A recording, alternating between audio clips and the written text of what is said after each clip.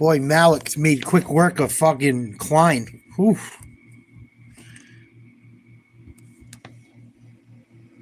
Pretty impressive. He took a shot, too. Klein took a big shot. See if I get this phone to charge a little bit more before before the next fight.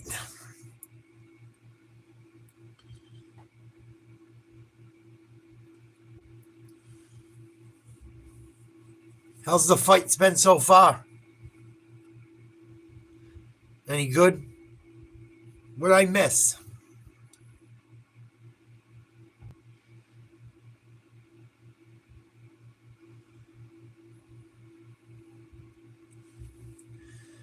I caught the end of that fight.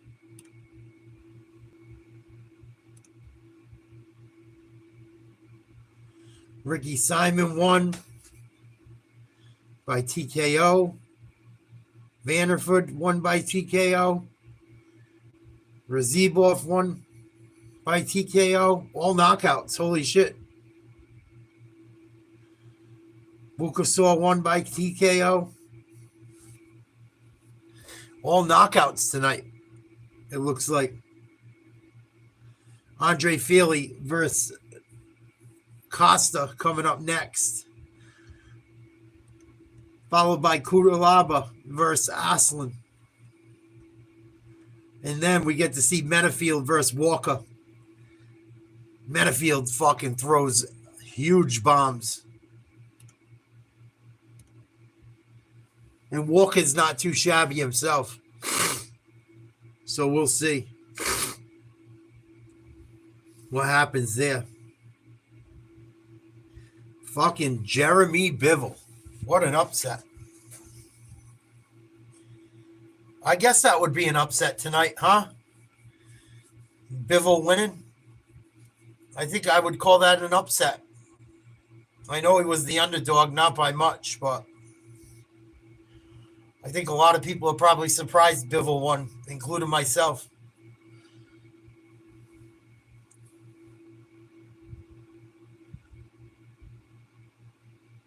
What up, 1M?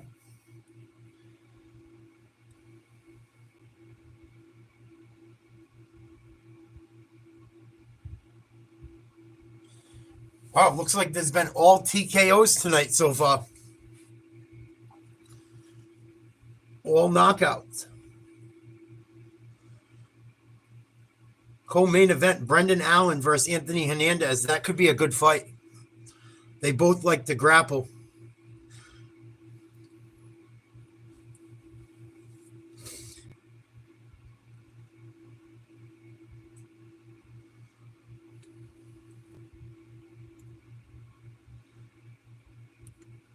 Both guys like to grapple for sure.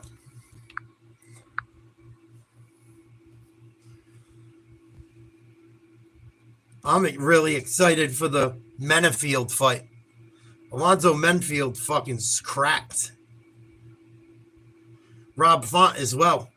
I don't know much about Gene Matsumoto, but Rob Font usually fucking is pretty tough and goes in there swinging. There's a potential for this to be a decent night of fights. Definitely some potential. I hope so. I hope I'm not watching it for nothing. I hope I'm not watching this shit for nothing. It looks like it's been a good card so far.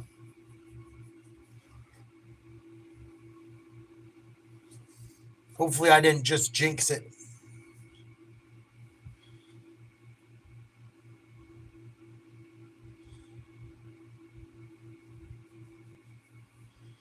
Was there? I saw the KO the fight before this. That was pretty good. The dude that ended up losing had the other guy in trouble and he shook out of it. Klein looked like he had him in trouble with a spinning back fist or something. I turned it on quick and I caught it out of the corner of my eye, and then I turned around and the other dude's beating the fuck out of him. Andre Feely, veteran, fighting next. Hopefully, Feely comes to fight. If I'm not mistaken, the last few fights from Feely have kind of been snoozes. If I'm not mistaken, I know a couple of the last few fights I've seen from Feely have sucked. So hopefully he brings it tonight. I hope. I just want to say good. I just want to see good fights.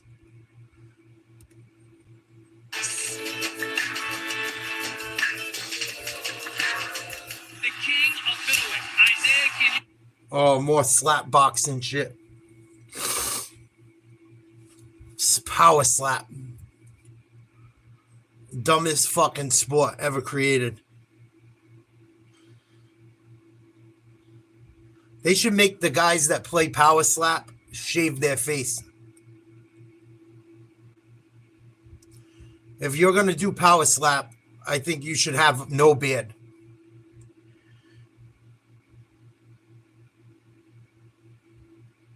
I think it's an advantage to have a beard. I would imagine.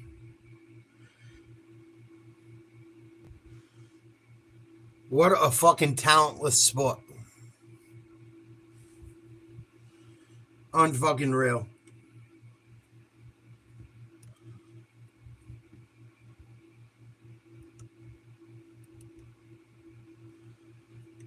Completely talentless fucking sport. I have no interest in. That's some shit like frat boys do on a drunk night.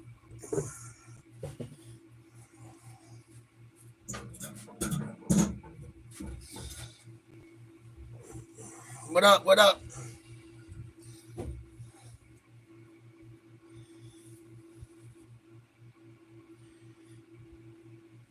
Power CTE, exactly. Hanging in there, you. Checking out some UFC.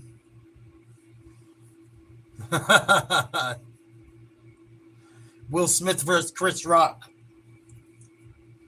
Let Will Smith get some revenge.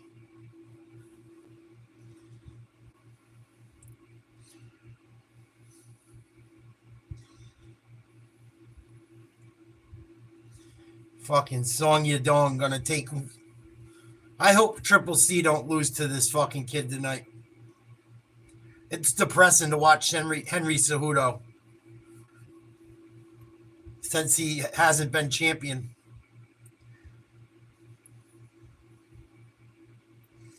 He was such a fucking beast at a lower weight class.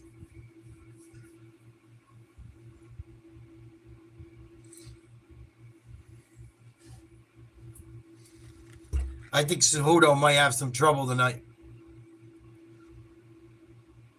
He hasn't been very active.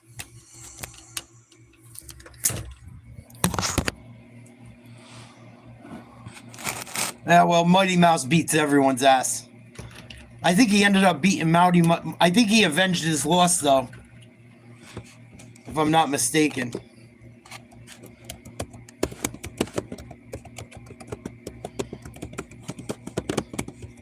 I'm pretty sure he did.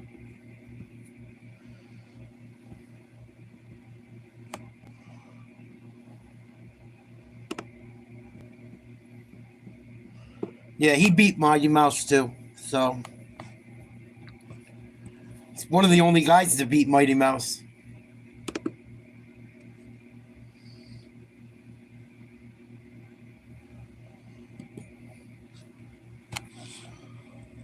If that's one of the only guys he's ever lost to, I'll take it.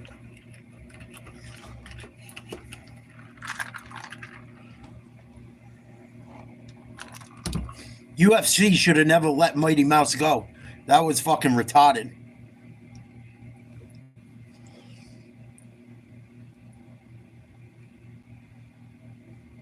Here we go.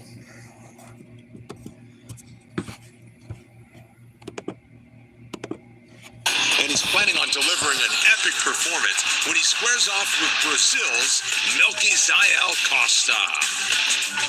A seasoned southpaw whose well-rounded game has led him to UFC wins over Austin Lingo and Shailen Nordenbecka. Costa expects to throw Feely some stylistic curveballs over the next 15 minutes. But if the local hero has his way, he'll either deliver a fight-of-the-night performance like he did with Cub Swanson, or end the bout emphatically inside the distance. Coming up next, Andre Touchy Feely faces Melchizael Melkothi Costa.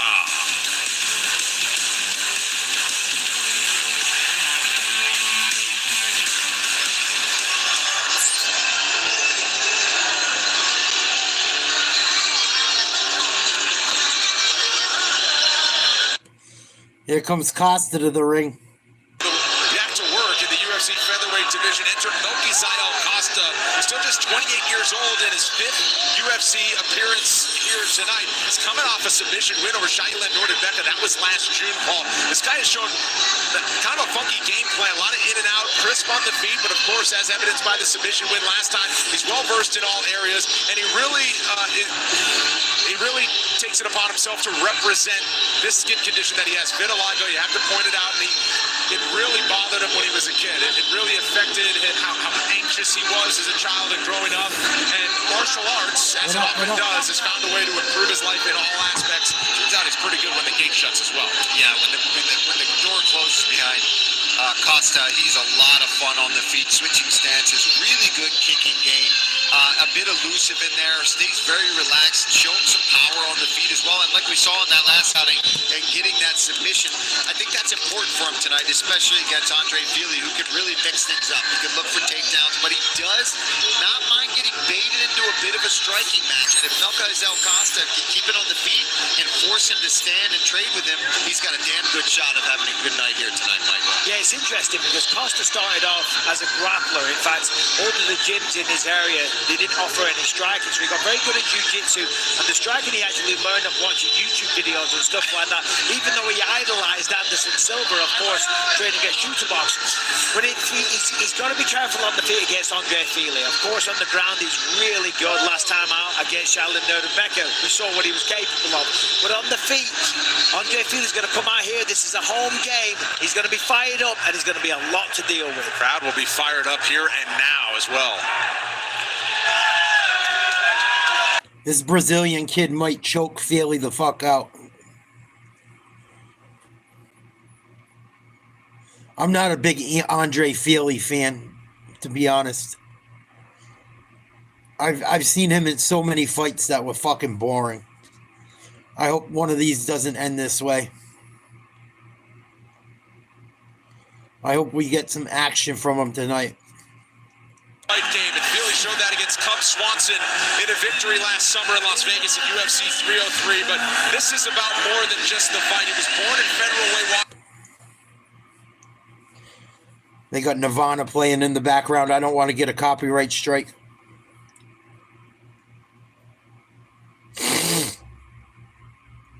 Looks like they got a pretty good crowd for a fight night in Seattle. Holy shit.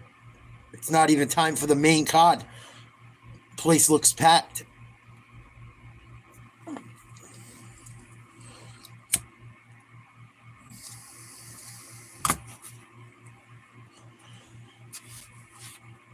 Why would I be locked in my own house?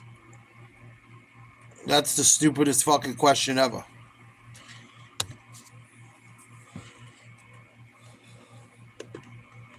You guys gotta come up with better material. In the day, he was an angry kid. He kind of broke the cycle of his family. He's turned all those negatives in his life into a positive, and now he gets to use it in the best possible way. Spent some time with his grandmother on fight week. His mom's birthday is tomorrow, and they will celebrate, hopefully with a win for the Feely camp. He's a small underdog here. He's 6 years older than Melchizael Costa. Feely stands 1 inch taller at 5'11". We highlight the discrepancy in reach. Feely 3 inches longer than the Brazilian counterpart. Here's Bruce Buffer. Ladies and gentlemen, this fight is 3 rounds in the UFC featherweight division. Introducing first, fighting out of the blue corner, a mixed martial artist holding professional record, 21 wins, 7 losses. He stands 5 feet 10 inches tall, weighing in at 145 pounds, fighting out of Barro, Sao Paulo, Brazil, Milky Zion, Milky Costa! Say that And 3 times now, fast. introducing his opponent, fighting out of the red corner, a big martial artist holding professional record. That's what I had 1M. I had that times 100. My shit was black as fucking pavement, and it was all cancerous. That's how they cut it all off me. If you get that shit like he's got, it can turn to cancer. I had that, but it's even darker. What I had was called hairy nevus. It's a worse. It's like vitiligo, but worse, and it can kill you if you don't get it removed. It usually turns to cancer, and you die. My condition's a little bit different, way more serious. But yeah, it's not fun. Seattle, Washington, we'll see what he has in store for Zion Costa. Phillies in blue. Costa's in yellow. Andre Feely is very, very good on the feet. With a very diverse skill set.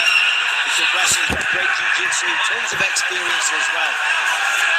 For Costa, I think his best bet is to look to take this down to the ground. Which isn't going to be easy. Feely's grown into a team captain, a team alpha male in Sacramento. Danny Castillo is really who he has the strongest partnership with. He's the head coach tonight.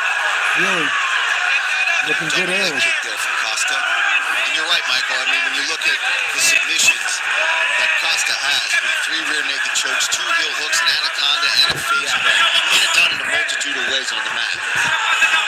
But he really has looked good on the feet Big as rush. well. And he looked good right there. Nice crisp combination, counted perfectly. Right on Couple that nice forearm. kicks. Feely. We've seen a lot of this tonight. An orthodox against a southpaw. Costa looks good early. Costa landed a body kick there from the southpaw stance. And Costa will switch, so he'll take opportunities from either side if they present Really themselves. tries a head kick. Feely got the better of that one. And that's where Feely's so dangerous, is in those punching exchanges. He's fast, he's powerful. Yeah, but Costa clicked him there as well. Yeah, they both got cracked. Typically, when you see the southpaw versus orthodox, the southpaw is going to throw a lot of backhands and back legs. The rear leg lands on the liver, punching charge for Costa there. The backhand opens up. Block. Hi there. Get the ultimate fight gear from Venom. Customized fight shorts, exclusive Nice kick styles. to the knee. Available now at UFCstore.com. Keep an eye on that. He's using that oblique kick to the lead leg of Andre Feely. Landed it a few times now. And it's starting to add up. And as we know, we've seen people like Modestas Bukauskas, when he fought Khalil Rountree Jr., completely destroyed his leg. Wow, Costa beating into every That punch. can be devastating, especially because if a fighter's trying to close the distance and move forward fast, and you hyperextend that knee, woo. But it's effective. It does stop the forward pressure of your opponent. That's mainly why it's used. And just stomping on that thigh never feels good. I love this left kick. Oh, another one. Feely's got that one through. Feely aiming for the head. Feely's going to cut the cage off. He's following him a little bit. He's got to go sideways. He's kind of going around in circles. Yeah, right here, Michael. See that? You're exactly right. Now he's turned completely and gives him the out. Exactly. Now, of course, Costa would walk up for a weird head kick of Andre Feely. But that's not what Feely's doing. Feely's going to cut his cage off. Can't follow him like that. Cut the cage off, force him back up against the fence. Because like this, Costa could just go around the circle. Oh, Feely trying for that head kick again. That's what he's doing. He's not getting trapped.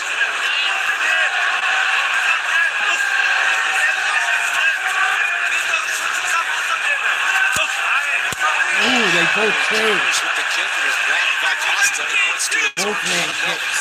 Yeah, but that doesn't matter. I mean, we've seen how many times in fights where you might block that kick, either gets through and touches still, or breaks that arm. You don't want to be blocking head kicks with one arm.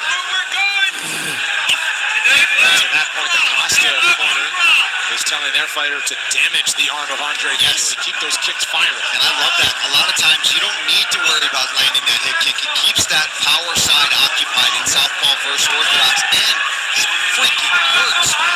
You're blocking head kicks with that arm. Trust me. It starts to swell. Like that right there. Just really nice takedown. Went to the body that time as well, but I feel it. Costa tries to turn catch. I thought Costa would have advantage on the ground. Be careful. Costa's tricky down now. He's got a dash. That's a guillotine right there. He's on the left side. I don't know if it's under the chin. If it is under the chin, he feels in a lot of trouble. Could be trouble. Yes. I knew it.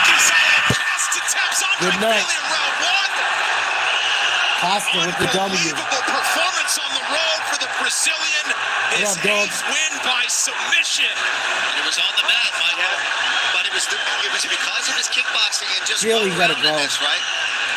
We suck. What a performance. That was a really, really standout performance there.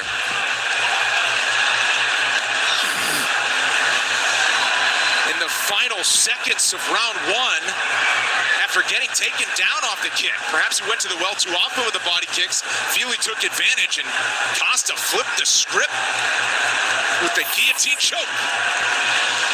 Okay, here's the takedown of Feely. Single leg. It's a takedown, and listen, his head is out. Yep. His head is out, and it's Melquizael Costa that puts him in this, Yep. starts to line this up, and is able to get it under the chin. That's impressive. From the guard, basically, he's able to get Not underneath really. of that chin, secure it. He cuts the angle. Look how he sits to his hip. I didn't think it was that impressive. I didn't think that was that impressive. I think it was smart jiu-jitsu. I think Feely put his head in a bad spot and paid for it. I've seen enough of Andre Feely for a lifetime. Seen enough about Andre Feely in the UFC. He's like a journeyman fucking whatever now. I don't know. I fucking... Every fight I watch of his is underwhelming.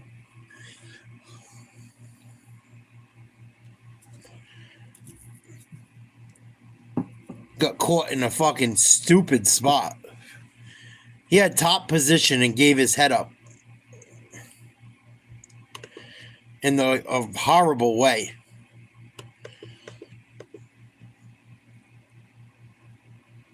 Guys don't know how to fucking grapple at all. Don't know what they're doing on the ground.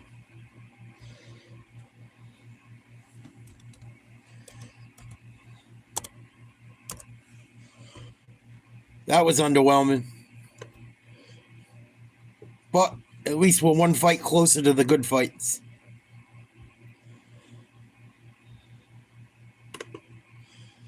See what my Celtics are doing real quick.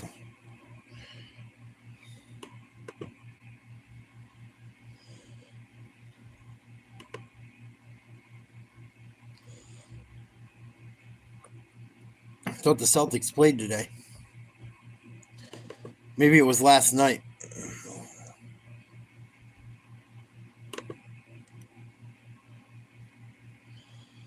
Well, they got the Knicks tomorrow. Maybe.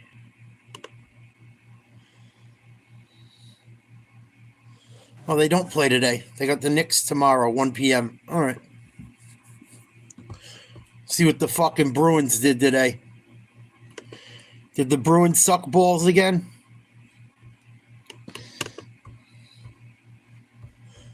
Probably, right?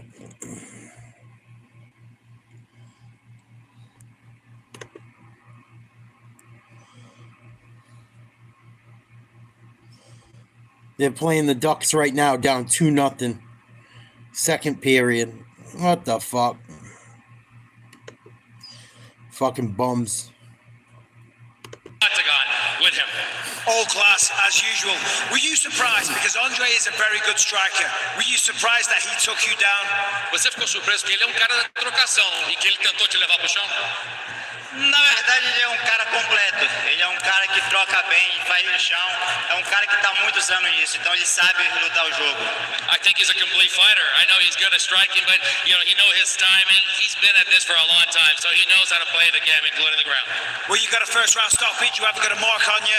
When would you like to get back in here? Bem, você finalizou no primeiro round. Parece que não tem nada aí do corpo. Quer voltar quando? Hey, Dana, if you need me next week, chama! Shama.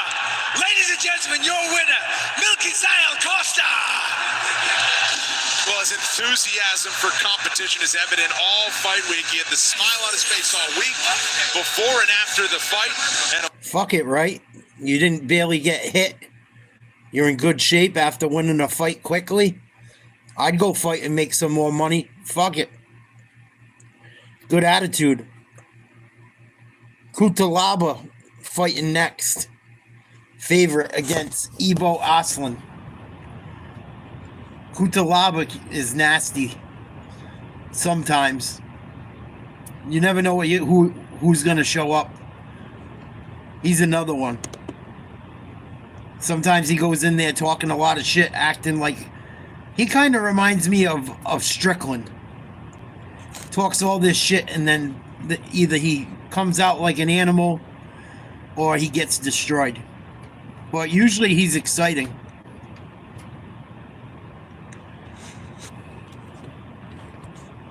Triple C, his career on the line tonight. Trying to make one more run at a title. Back to my roots, and having those different eyeballs, it just means the world to me. I've been working with Henry since about 2017. Henry's ups and downs and ins and outs, and agreements and disagreements, and he's ready to be a student again. And now he wants to just. Cuda-laava probably is a roid monkey, I'm sure. He acts like one, no doubt about it. He acts like an asshole. I would kind of want to watch him get dropped because I don't really like the guy. I don't know if it's going to happen, though. Face it. You face your errors, and a lot of it is what did you do with your time? I think that's been the biggest thing for me. If you're able to make those corrections with time and allow yourself to get better and understand your mistakes that you made, and you can become that much better. Well, his future is in the UFC Hall of Fame, but Henry Cejudo would like nothing more than to add a few more scalps to his MMA legacy. Oh, he got it bad! Cejudo got him out of there! This camp is something different. It's something special. He's willing to climb. He's willing to wrestle again. He knows a path to victory, and he's really going to push the cardio of this camp. He's back to the old Henry. I just want to make sure that I'm well prepared and giving my best in every single fight that I'm at. I don't know. I like Henry Cejudo as a fighter. I don't know if Henry Cejudo's tall enough to be a serious threat at 135. I really don't. Nasty grappler. Gold medal wrestler. But that was a long time ago. I don't know if Cejudo's big enough to really threaten and make a title run at this point in his life at 135. Gerald, we'll catch our breath. What a night it has been so far. The action in there has been unbelievable, and we, of course, expect it to continue, leading to a high-stakes main event in probably the deepest and most talent-rich division the UFC has to offer right now at 135 pounds. And for Henry Cejudo, he's really said, this is it for me. One more run at a championship. He doesn't need to fight anymore. He wants to do it because he's chasing gold. He's one of those fighters that's in the club, and it's pretty clear what his mindset is as he chases another championship belt. Absolutely, and just you can tell by everybody around him, all of his coaches, and they're speaking about how dedicated he's been again, how he's doing all the right things. You saw on some of the highlights of all the protocol that he's going through for the recovery and how much sports science he's involved into it. And he needs all of that, because when you sit out for a while and you take these long gaps in between fights,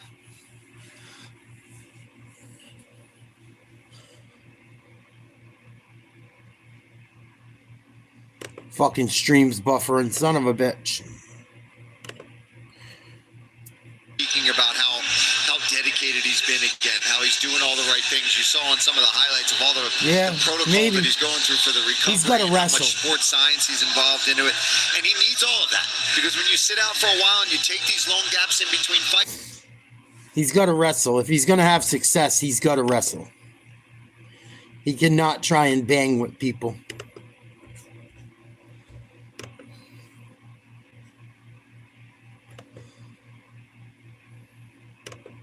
Highlights of all the protocol that he's going through for the recovery and how much sports science he's involved into it. And he needs all of that. Because when you sit out for a while and you take these long gaps in between fights and these young, hungry fighters start to develop experience and they're polishing and getting better and they're younger than you, it's a He huge didn't his challenge. last fight, though. Sonya Dong here tonight in this bantamweight division, as full as it is, I mean, everyone has got to try to one-up each other to be able to get closer to that Yeah, I title agree. shot and get their chance at Marab. And let's remember, this man is 38 years old, Brendan. Yes, he certainly is. And of course, when you jump off the page, He with the cannot try to Olympic stand gold up and wrestling bang. medal, that's where people start when they evaluate his game, Michael. But he said this week, he's like, I can go Mexican style. Look what I did against Marlon Moraes to get the bantamweight title. He's well versed in all areas when it comes to throwing. Well, exactly. It's not just about wrestling. It's mixed martial arts, and the man has power in his hands. Look at this, taking on the legendary Dominic Cruz, recently retired. Boom, throws the kick, lands the knee, but more importantly, puts him down. The follow-up, look at that. Look at the speed, how he closed that distance, and then the ferocity in these shots. That's the special thing about Henry Cejudo. He's the ultimate competitor. Yeah, he's got the wrestling, but you put it all together, the mindset that it has. Here he is, fighting TJ Dillashaw, defending the flyweight title. Once again, record time, sits him down, right hand, and then just shot after shot. It's like a dog with a bone, gets on top of him, just throwing TJ Dillashaw all over the place. And TJ was one of the best of the little guys as well. You know, he gets back to his feet, full, big left hand, sits him down, and defends the belt once again. Here he is against Marlon Moraes. He makes things up beautifully in this one. Throwing knees to the midsection, those are gonna hurt. Got him down eventually, and then just got on top, and then just went to work. This is what the man has given us in the past.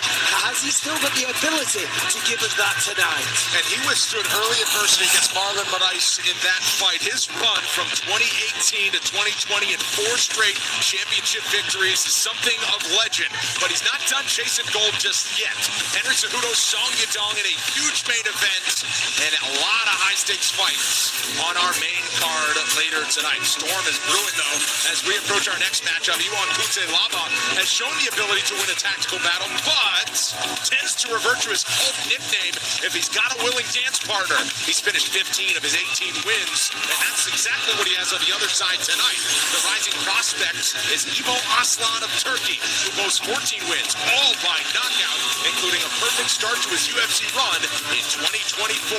If he does it again tonight, look out for the last Ottoman.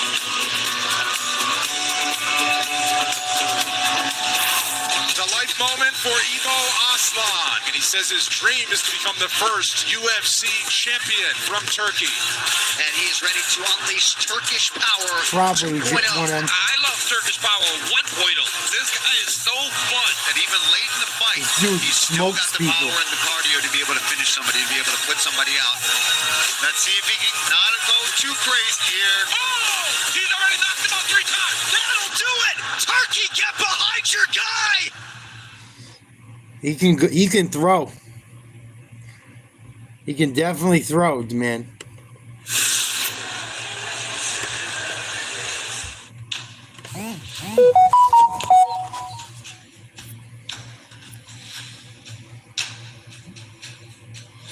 Salute to Jeffrey Decatur.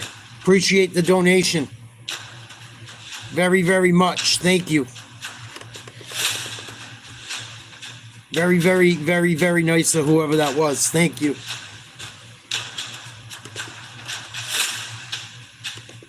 I can't wait for the weather to get good and try and do some new shit with this channel.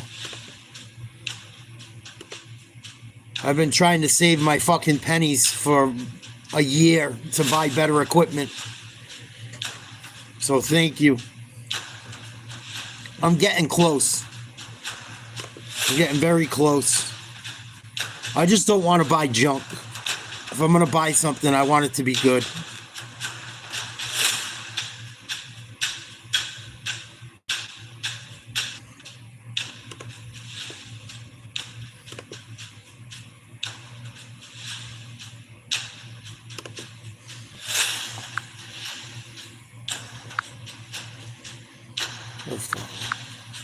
What's up, Jeff? Thank you very much. Don't be scared. Join the chat.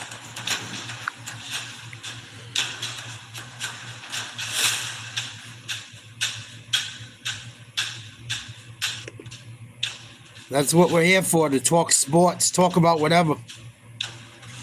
Hang out, watch the fights.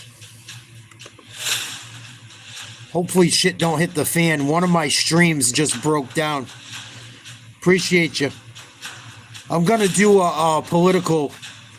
I think I'm going to do a political stream tomorrow. Some new shit's come out recently I want to talk about. They just took down a gang of transsexuals that were unaliving ICE agents, believe it or not. I got a bunch of clips. I'm going to do a show on it, I think, tomorrow. Crazy shit going on. But I enjoy doing sports more than anything. I try to do sports as much as I can. Just because the political shit has gotten so stupid. But either way, whatever you come here to hang out for, excuse me, I appreciate you. And even if you can't donate, I appreciate you. Well, you guys. In his contract-winning effort on Dana White's Contender Series, but few were expecting what happened next, as his first two UFC bouts resulted in knockouts of Anton Turkalj and Rafael Cerqueira that had him on the fast track in the light heavyweight division. Tonight, the last Ottoman takes a big step up to face veteran Ion Cuda-laava. Moldova's Cuda-laava has battled the best of the best at 205 pounds since 2016. And after defeating Ivan Urslan last September, the Hulk still has what it takes to turn back the young guns of the sports. Coming up next, Ion the Hulk Cuda-laava takes on Ivo the last Ottoman Aslan. This could be a very good fight. Momentum is key to success, which is why after securing a 51-second win at UFC 308, Ivo Aslan only took 1 week off to go back to Turkey to visit his family before getting right back to business. He trained in Thailand. He also trained in Las Vegas at his home gym of Extreme Couture. Now, one thing that he says about himself, he's got this animalistic instinct. No matter how exhausted he is able to push through, which perhaps is why all 15 of his wins have come by way of knockout. Now, obviously, the man needs a little downtime from time to time, and he usually takes it in nature, primarily hiking in the mountains in Las Vegas, because it's here that Aslan says he can really visualize his fights. And tonight, guys, he says he is visualizing another brutal knockout. Well, that's all he's known when he's gotten his hand raised, which has happened a lot. 14-1. The record of Ivo Aslan, who's carving a path as a powerful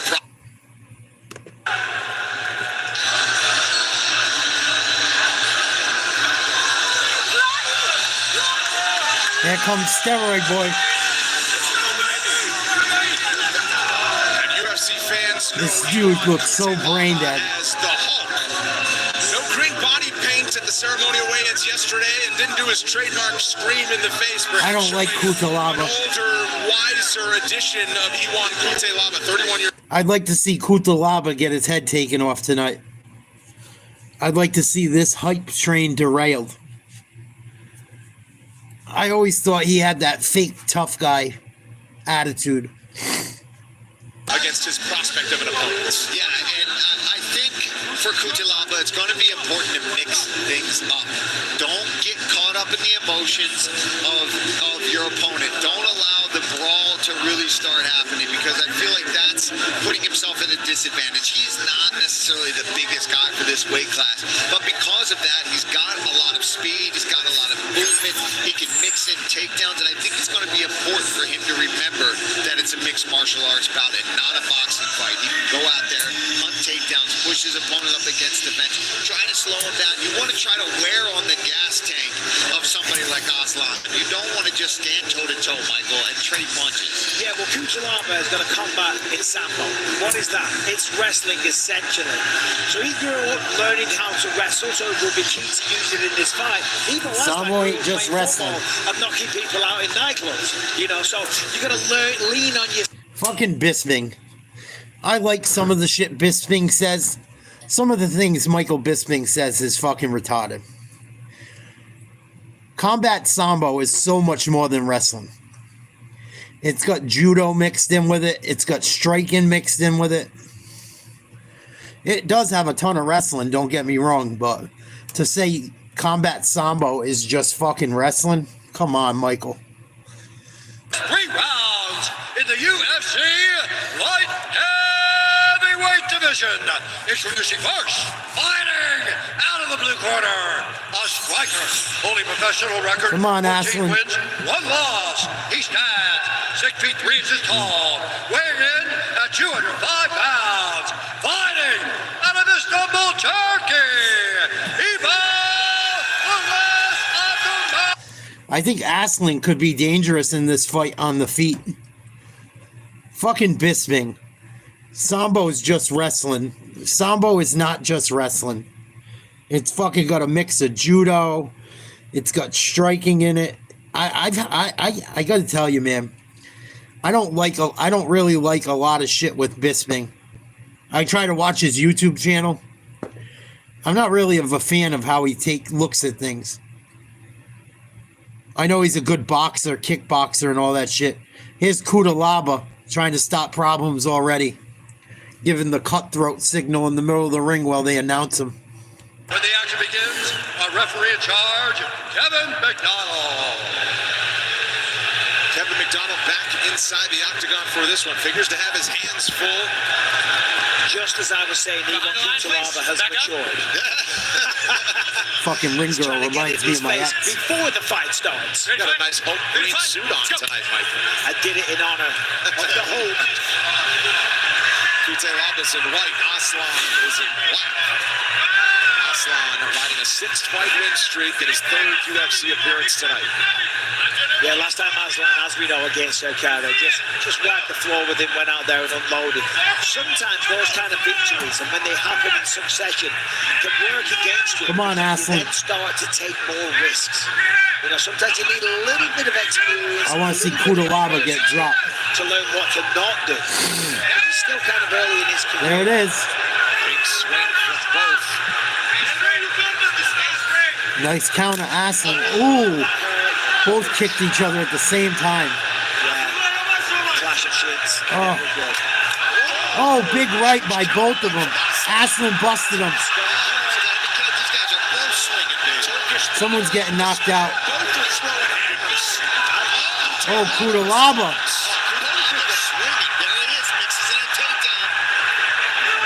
This is smart. He's going to keep that left hand where it is. I think Cuda-laava might have got rocked. Yeah. A little left hook as well. I think Cuda-laava's a little drowsy.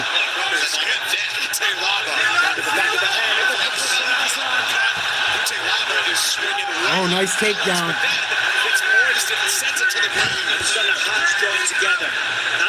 Yeah, that shit was rigged, Jeff. That Tyson fight was all set up. Not sitting down on his back, playing guard whatsoever. As soon as he's hit the mat, he's popping right back up. Now he can use the fence as a support aid here. Use that and try to climb up, not allowing Cuda-laava to get behind you. Nice job by Aslan. Back to the He's going to feet. try to swim that way and back through. Nice job. He's doing a good job here. And he's essentially out. There it is. That was sloppy. Cuda-laava spent a lot of time in Extreme Couture at parts of his career, so Aslan's corner certainly knows their opponents. High guard kick before swinging a big left from Cuda-laava. He's damaged. Ooh. Oh, Cuda-laava landed a big one. Nice timing on that double leg. Perfect. Dumped him. Slams him down straight into side control. And he's almost got him out. And links those legs right up. Now he can start to tee off. Aslan's got to be careful here. Aslan got to get his legs free. If Cuda-laava opens up those legs and gets Oh, he's got his back almost. That could be over here. Plenty of time left, too, guys. Plenty of time. He's got another. Body triangle, full mount. Submission attempt. It's over. It's over. Wow. Cuda-laava, very lucky. He was in trouble. But he's tough. He must have a steel plate in his fucking head. Because he took some shots. Maybe he's not a fake tough guy. Oh, every time I think we're not going to have to watch this idiot anymore, he wins. Right, 1M? Oh. My thoughts exactly, 1M. I'm so sick of watching this moron. Oh, I can't stand him.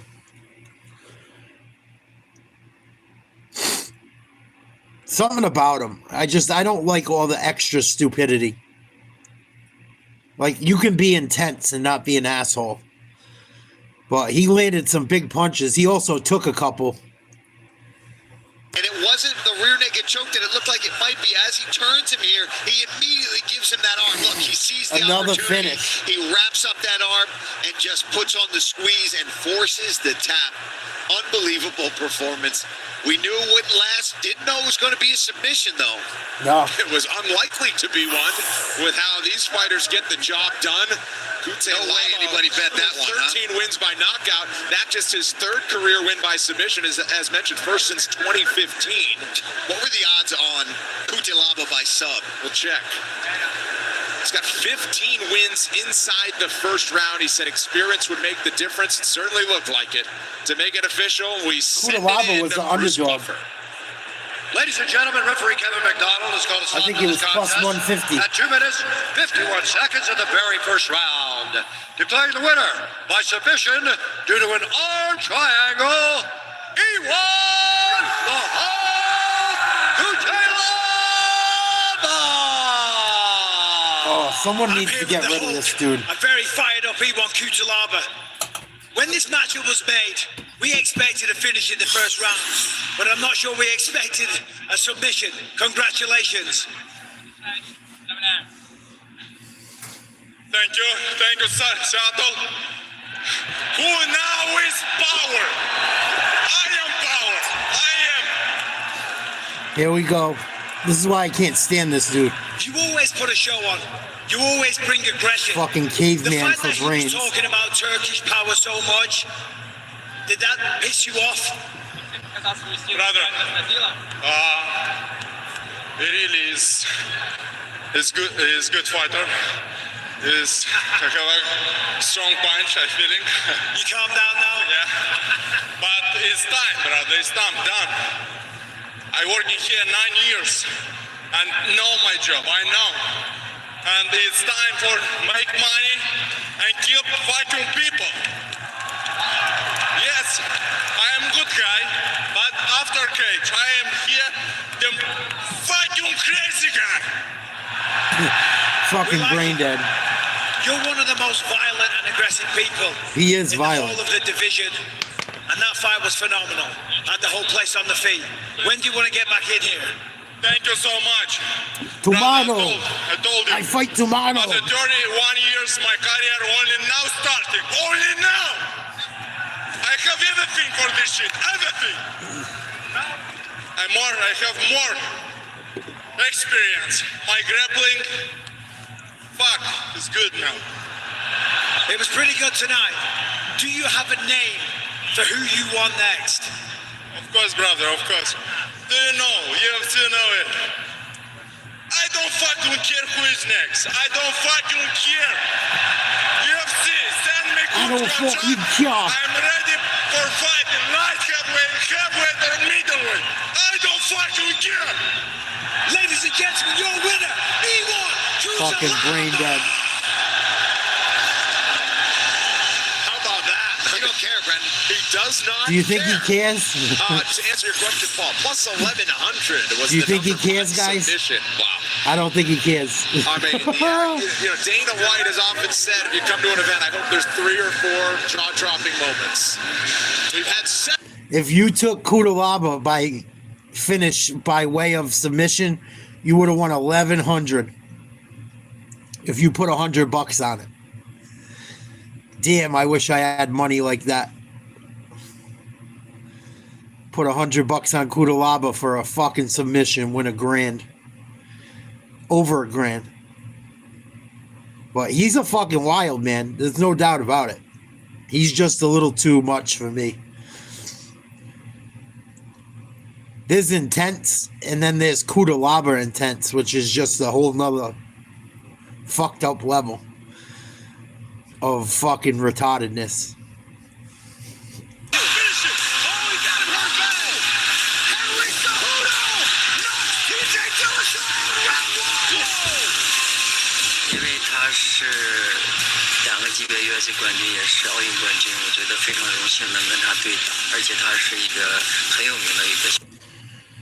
Who do we got next? Let's go look at our fight list.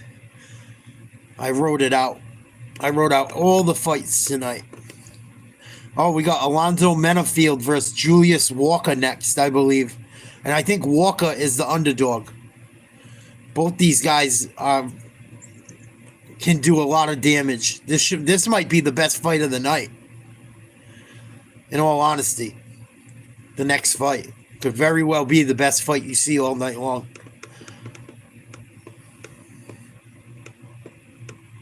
I hope Rob Font don't shit the bed too. Rob Font needs a big W tonight. Rob Font's from like very close to where I live.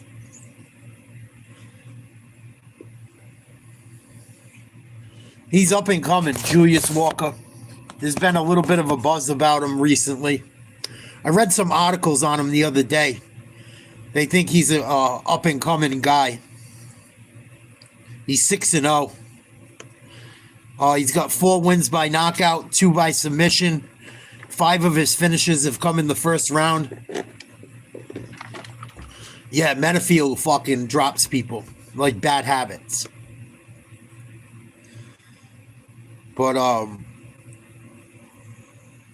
people are high on him. People are high on him. He's a new prospect. I think he's from New Haven, Connecticut. Also not far from where I live. 2 guys that live in New England fighting against each other. Oh, excuse me. No, Walker's not fighting against Font. What the fuck am I talking about? But people are really high on Julius Walker as a prospect. At least from what I read. People are high on Menafield too. He's taken some L's. But he is fucking huge. He's a monster. Menafield is a monster. Menafield's 15-5-1, 10 wins by knockout, 3 by submission, 10 first-round finishes, 54% striking accuracy.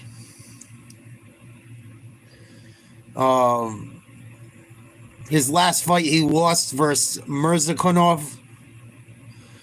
He's lost a few in a row, actually. He's lost 2 in a row. He lost to Olberg also. So he's got to get his shit together tonight. It's a big fight for him. Big fight for both guys. Big fight for both of them.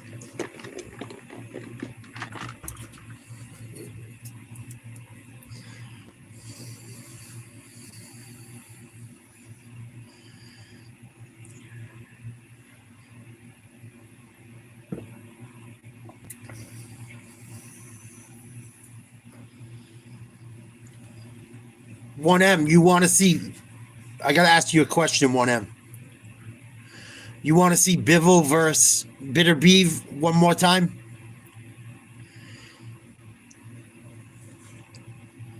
Or do you want to see Bivol versus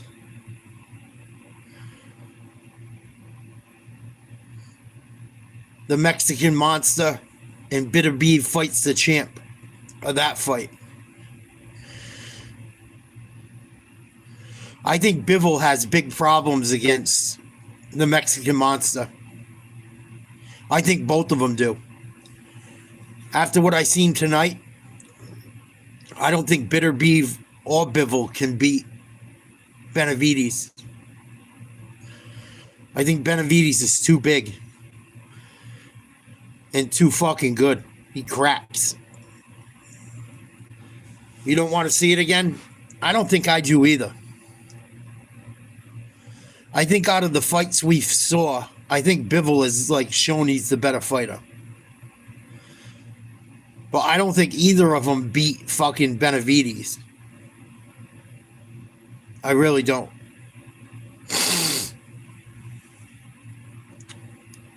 I really don't.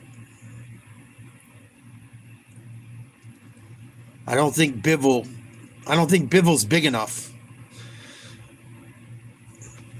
And I don't think he's got enough power. And if you think Beterbiev comes forward, Beterbiev comes forward like a motherfucker. But no one comes forward like Benavides. I think it's just a matter of time before Benavides takes over that division. Benavides might take over boxing pretty soon. That's not a bad idea. That makes some sense. I like your idea, 1M. Right? Spice it up a little bit. And then you can run back some of those fights to see who wants to go after belts again. If you do Bivol versus Benavides and Morrell versus Beterbiev, you could end up with like 6 to 8 fights out of the whole thing that are fun. Instead of the same guys fighting each other again and again and again. Because, yeah, I don't think Morrell's done. At the end of that fight, Morrell cracked Benavides pretty good. And if he works on his... I think Morrell and Benavides should run it back within the next 2 years if they stay at that weight class. I wouldn't mind watching them guys fight again. As long as Morrell gets some more experience and fights some guys that are good. Hell yeah. I like that idea. Beterbiev's also 40 years old, supposedly. I don't know if it's true or not, but supposedly he's 40 years old. It kind of looked like he showed his age tonight in that fight. Like you were saying, I kind of saw it too. I don't think Beterbiev had the same energy he had in that first fight. You think he's done? If he's really 40 years old and he's told the truth, I could see that. You never know, though. These guys from other countries, they lie about their age all the time. So who knows?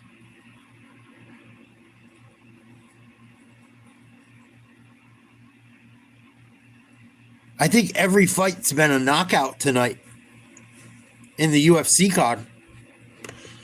Let me look at my notes.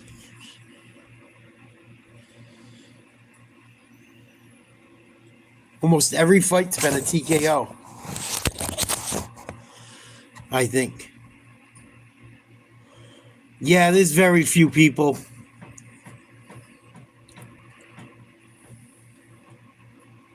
I think every fight's ended in a finish. Cool. Another pretty good fucking fight night. Another good fight night. I'm going to put the volume on again. We're going to listen to some of what the commentators have to say. Look to see him sit at the knees and the elbows and find the big power shots. And look at that beautiful spinning elbow against Cejudo. This guy is must-see TV. Now, Alan, we don't see Basaran in action as often as he would like. So what kind of fighter is he at his best, though? Yeah, as often as many of us would like. We love watching him, but the type of fighter you're going to see is high-level kickboxing with 4-ounce gloves inside of his octagon. I've sparred with this man before. You have to be cautious of that. The spinning back heel kick, the long-ranging kicks, the aggressive style from the southpaw stance. I think you're going to see Basaran try to use the kicking range in this fight against somebody like Silva, who's so dangerous with his hands in the close range. All right, Michael, who's your pick? It's hard for me to pick against Gene Silva. Gene Silva's rolling right now. Had a good weight cut. I got to go John Silva. Yeah, I'm in agreement. I love this fight. I think this is going to be a possible fight of the night. I love both guys, but Silva is on a momentum roll right now. It's hard to go against that. All right, well, we do have a fight that's a catchweight this time. It is Rob Font up against John Matsumoto. Matsumoto undefeated. Alan, this is going to be a great match. Oh, man, look, Matsumoto having a big opportunity here, taking Dominic Cruz's position right here against Rob Font. And you look at the style of John Matsumoto, it's like a Dutch kickboxing style. Very good with the hands, finishing that's things right, with the Dominic knees. Cruz got Rob hurt. Font, my man, turning back the time right here. He's been turning back the young guns as they come up in the scene right here. Rob Font, when he's going good and he's using that long, rangy jab, lacing the right hand down the middle, he's one of the best in the division. You see the knockout power that he possesses here. I think if he keeps this fight at range, KB, it could be his fight for the taking. And for me, I think that for Rob Font, the best way to beat a fighter that leads with the left hook and ends with the left hook is you got to use the jab. And that's the best tool he has in the arsenal. And that's going to be the tool that leads him getting the win. I'm picking Rob Font in this fight. Oh, okay. And Michael Chiesa does announcing now. Has been on a streak right now. I'm going to go with the veteran in this one, Rob Font. I think he utilizes that experience and the range in this fight and gets. I didn't know Michael Chiesa was working for ESPN and UFC announcing. No shit. I thought Michael Chiesa was going to end up being a GOAT. I thought he was going to end up doing more in his career.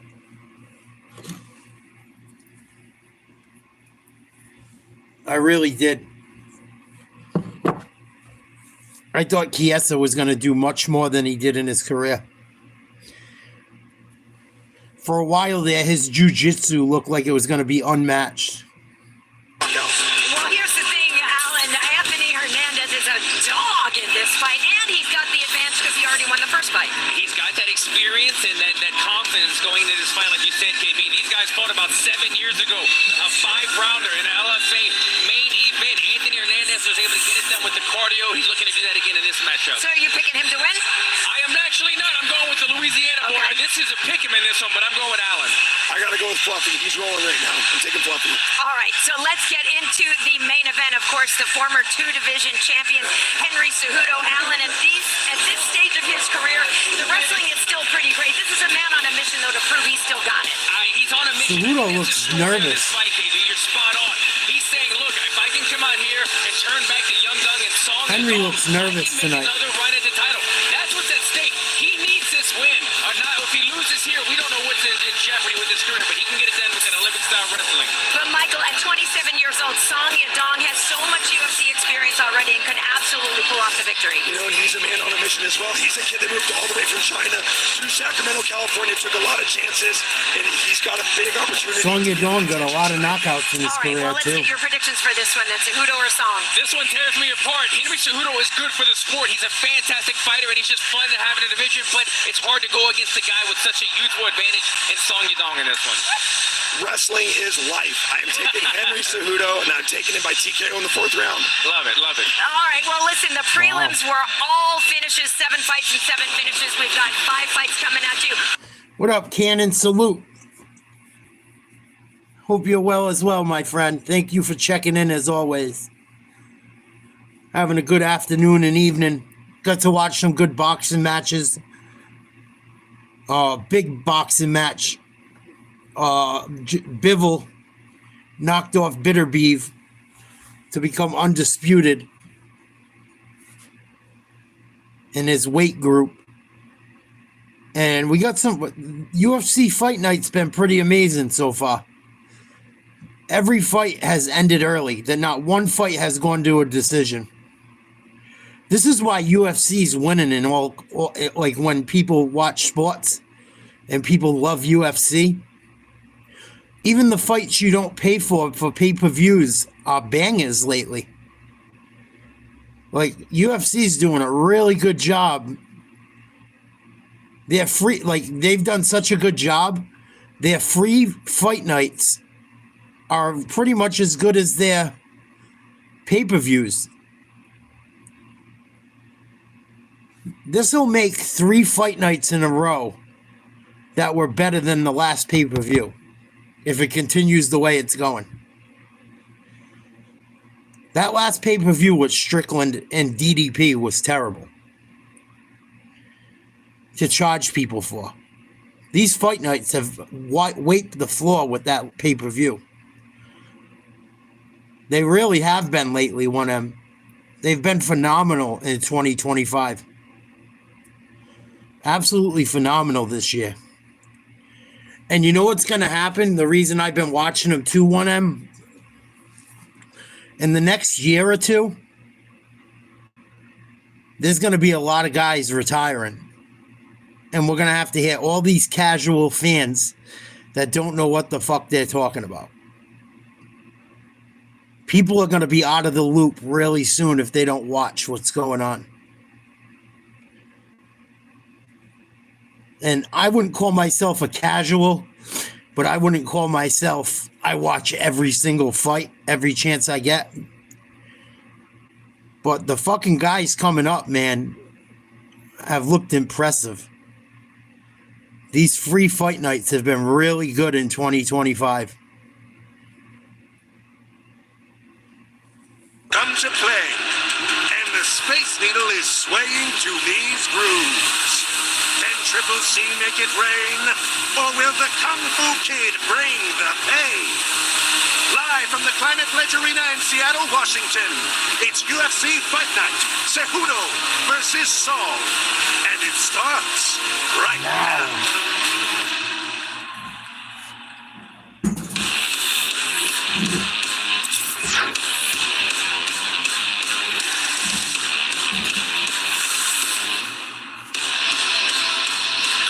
From the Pacific Northwest, Seattle has some of the best sports fans in the world, known as the very loud 12th man on football Sundays for their Seahawks. Tonight, the locals will hit a fever pitch with the Octagon for the first time since 2013.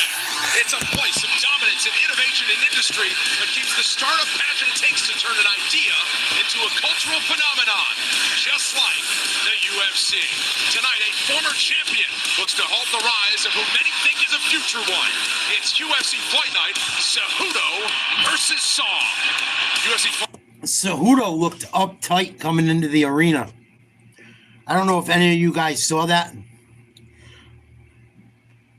Cejudo looks very nervous tonight. Looks kind of stressed. Not used to seeing him like that. He looks very uptight tonight. At least on the entrance. Above its weight in many areas as a city, so fitting that we have a smaller weight class in our headliner. That's a fight endorsed by fight fans as a can't miss. Song Yadong has long been on the cusp of becoming a serious championship contender, but he's got to go against a former one and a Hall of Famer in the future in Henry Cejudo. Michael says he's not done chasing gold and adding to that legendary legacy just yet.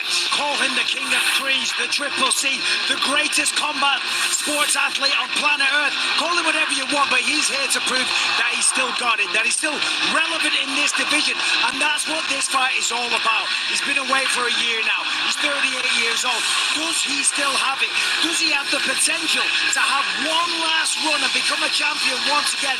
Because Song Yadong is not an easy man to beat, but Henry Cejudo is full of confidence. Absolutely, Michael, but Song Yadong is up for the challenge, and he gets a massive opportunity in taking on the former champion, the Olympic gold medalist in Henry Cejudo. This guy has fought the best of the best in the bantamweight division.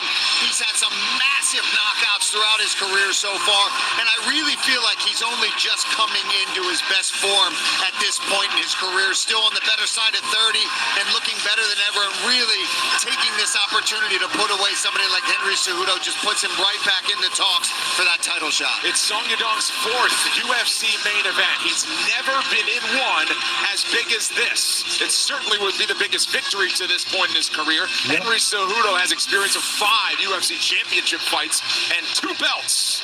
We'll see how it plays out in our headliner. We'll be interested.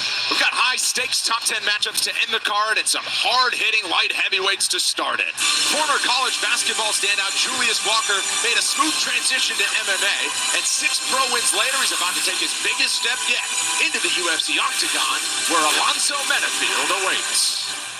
Looking to repeat the good times of 2023 when he submitted Jimmy Crute and decision Dustin Jacoby, light heavyweight contender Alonzo Menafield returns to the octagon for his first fight of 2025 to take on Julius Walker.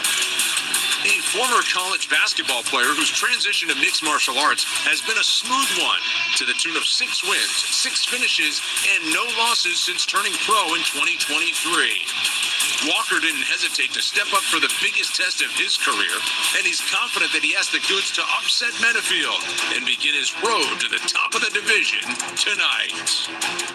Coming up next, Atomic Alonzo Menafield.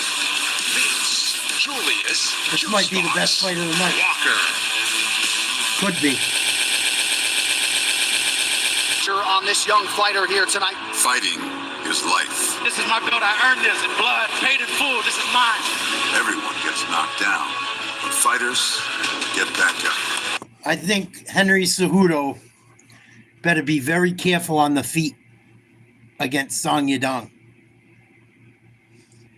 I have a fucking bad feeling if Cejudo wants to try and stand up with him, he's going to get knocked the fuck out.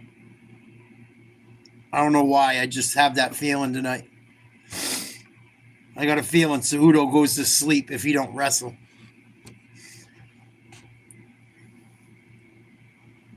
But you never know. I mean, how do you count out an Olympian athlete? I mean, you can't really count the guy out, but I think if he tries to stand and bang with Song Yadong, it could be trouble. I think it will be trouble. Song Yadong got a significant height advantage over him. I don't know what the reach is, but I know when they stood next to each other, Cejudo looked like he gave up like 3 or 4 inches in height at least. I think Cejudo better plan on doing some major wrestling. And he can wrestle his ass off. I think if he wrestles, as long as he's careful and he doesn't get caught, he'll be fine.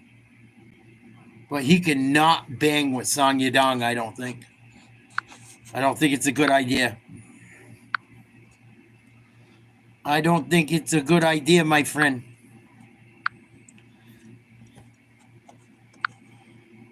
Whatsoever.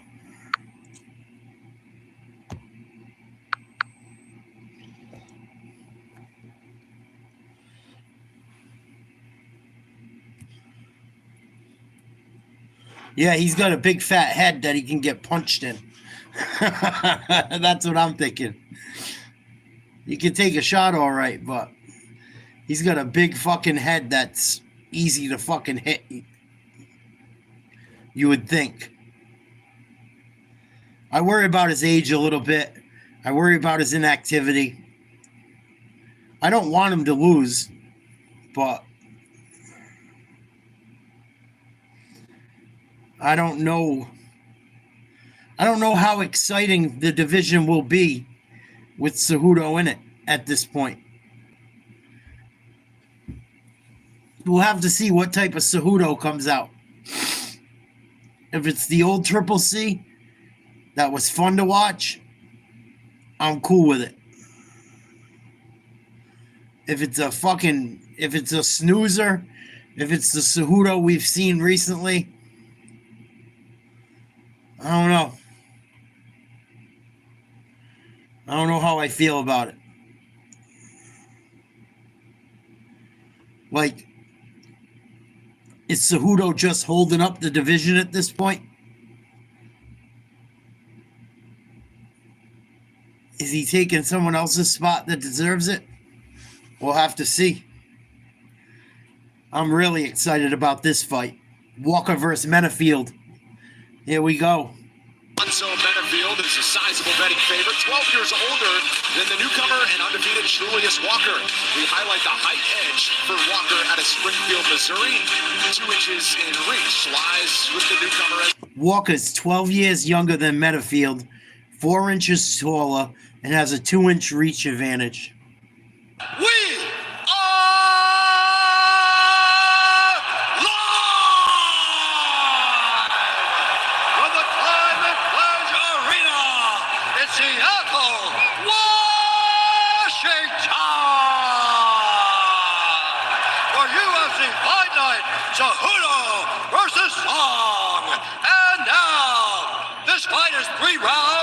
in the UFC No, he's fought nobody. heavyweight division.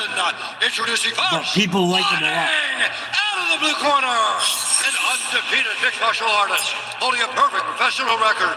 6 wins, no losses. He stands 6 feet 4 inches tall, weighing in at 205 pounds. Fighting out of Springfield, Missouri, Julius Juice Box Walker.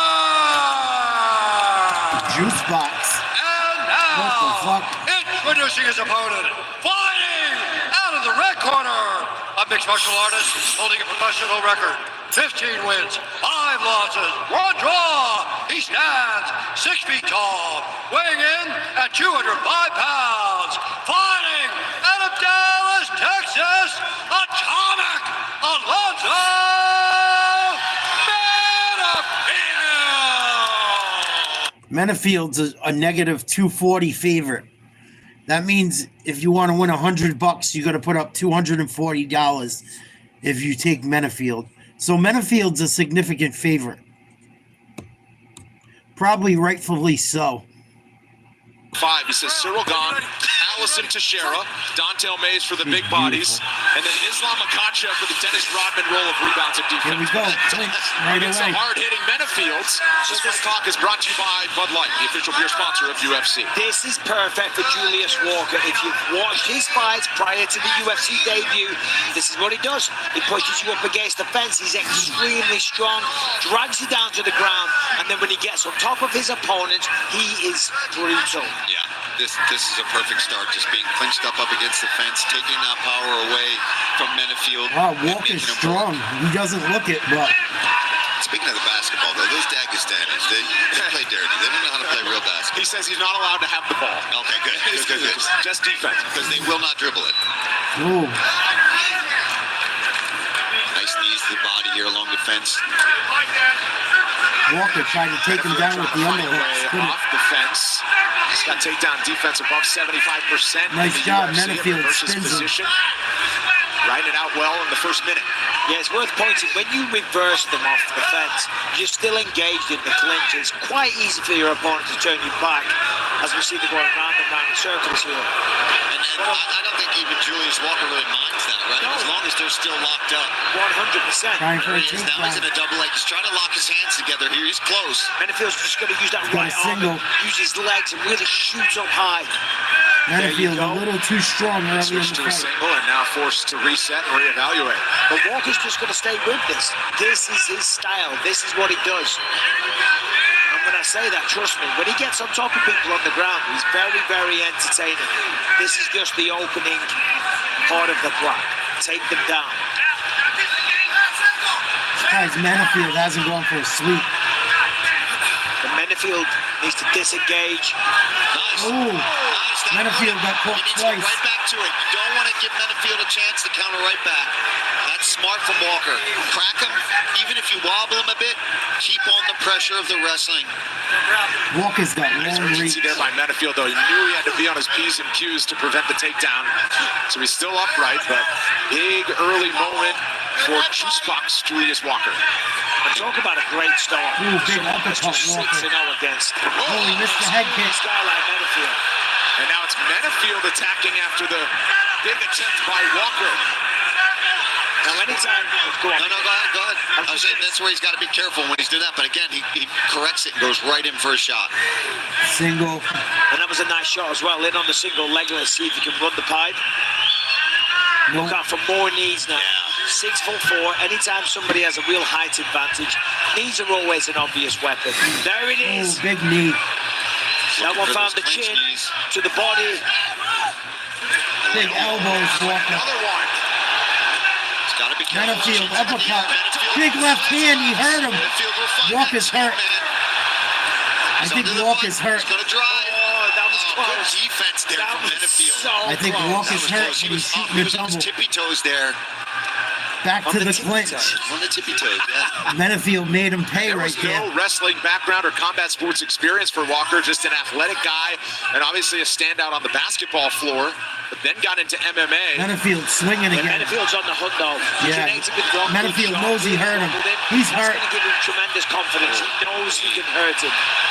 Walker swinging. He's getting sloppy. Walker's hurt. He's got to keep his hands up. He's getting a little reckless. Oh, he hit him with a big elbow, but he got countered. Menafield with an uppercut. Walker's body language doesn't Walker's look hurt. good now. No, it does not. Finish him. I think he wanted to push the pace, but he might have worn himself out of it. Oh, big knee, Walker. Need a big left hook. Come on, Menafield. Atomic Alonso doing what he does best. Menafield got to keep Bottom coming. end of round one in what has been a grueling pace. Now Menafield standing has on him. triangle choke attempt. He doesn't have the angle yet. Now he's completely out of it. Around the back here. Walker got rocked. Man, pretty grueling pace for these big boys here in this first round. Just a lot of wrestling, a lot of clinch, some shots to the body. Oh, Both Menafield guys have had been him. rocked. Interspersed with some absolute haymakers. Just absolute swinging for the fences, as they say. Yeah, so a grueling pace, but a lot of damage done on both sides. That's going to really sap you. Significant stripes on the bottom of your screen. Oh, Menafield let him off the hook. Kicks answer with a right by Menafield. Menafield hurt him again. What a start to the main card. Second round coming up. Wow. Good first round. Good first round. Walker, I'm surprised. I thought Walker was going to fold. Walker did some damage too. I don't think Menafield was hurt. Though. I don't think Walker hurt Menafield with any of the striking. And I think it was pretty obvious when Walker was struck by Menafield, he felt it. Walker better get it together quickly because he looked like he was pretty burnt out at the end of that round. You bet your ass. I think he got hurt. I think he was hurt at the end of that round. But he's long, he's strong, he's big, he's tall. He's going to be a handful to finish. He's got 12 years on Menafield, plus he's got 4 inches in height and 2 inches in reach. Safe Saud and Ryan Spann quick to say, do not blow your nose. He didn't, so it appears good to go, but obviously some damage inflicted by Julius Walker. Bit of a war of attrition now. Yeah, after Menafield 5 took a minutes nasty gone. elbow and a couple of knees. Just the look on their faces at the end of that round were just sheer exhaustion. And I'm not surprised. A crazy pace. A lot of damage done on both sides. Both men hurt. Digging deep here. Even Safe Saud saying to Menafield, how many rounds you got left in you? Menafield hit him with a shot in the chest. Right back in on these takedowns here. He's going to try to go around this side, and then he can pull him over that knee if he wants. No. Got to go right back to the knees, to the body. And we got to point out, Julius Walker took this fight on 10 days' notice. And I've never thought of Alonzo Menafield as undersized, but man, Walker looks absolutely ginormous. What is he, 6'4"? 6'4", wide body. 4 inches taller than Menafield. Nice job getting the proper head position. Yeah, and then driving that knee up. Menafield's going to stop Walker coming forward the way that he is. He's going to throw something out there, use a jab. Menafield's got to stop fighting off the back foot. In the clinch, he's got dangerous knees and elbows, as we've seen. Menafield holding the edge in space in the striking Get department. off the The cage. Walkers had the fight play out along the fence for a good portion of it. Menafield looks gassed. Looks like Walker may be the fresher man. Yeah. I'd agree. Menafield looks Still can't get exhausted. that takedown though. Yeah, still defense holding up well here for Menafield. But look at the size of the legs. I know. Tree trunks. Do you think They're strong. Menafield's only 3. Oh, nice two-piece Walker. Walker. It's 3 and 5 just in that exchange. This coach's game is brought to you by Cuervo. We go into the Menafield corner and save Saúde. Don't let him turn you. Go, go, go. Pop, pop, pop. Speed. Menafield Hey, now, Lonzo, looks now. gassed. Now, Zo, now. Yup, low, high. Be first. Feint. Yup, there you go. 85, baby. Yup. Be first. Yup, be first. Low, high, Zo. Don't wait on him. Oh, Walker's catching it. Menafield saw his back though. 2 left. These guys are tired. Oh, he had a big one there as Walker blitzes in. These guys and are now they're working on the gassed. fence again halfway through round 2. These dudes are getting tired. Oh, those knees.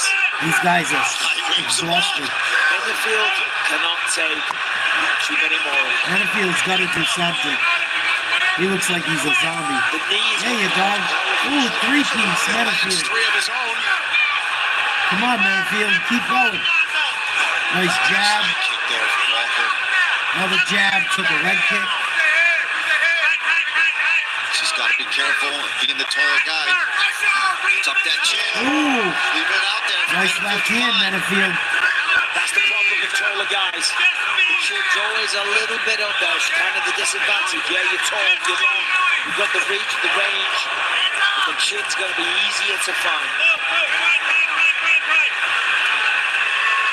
These guys are ready to pass out. 8 seconds left, round number 2. They're gassed.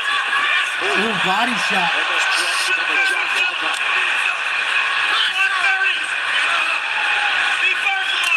Another leg kick, Menafield. Body shot, Menafield. Menafield's trying to set up over. Walker might be gassed now. Jabbing to the body. Walker's slowing down. Oh, Menafield, 2-piece. For Menafield. Yeah, now he's putting the numbers together. He's a little late, A but left. slow. Another left. A stumble forward from Walker doesn't look good. These guys are gassed. Nice shot to the body. Menafield's heeding that advice from his corner, low, high, and he's going first largely in this last minute or so. Yeah, he's moving much more forward, much more in this Walker round than he can't was in even round throw. 1. He's got to try to keep that. Keep There he going on goes. the back foot a little bit more. Big right. Menafield's starting to chop him down. Striking numbers close here in round 2 as Menafield trying to will himself back into it. Menafield's got to keep his hands up, though. Hands are very, very low. Ooh, both sides swinging and Keep their missing. arms up. Walker just.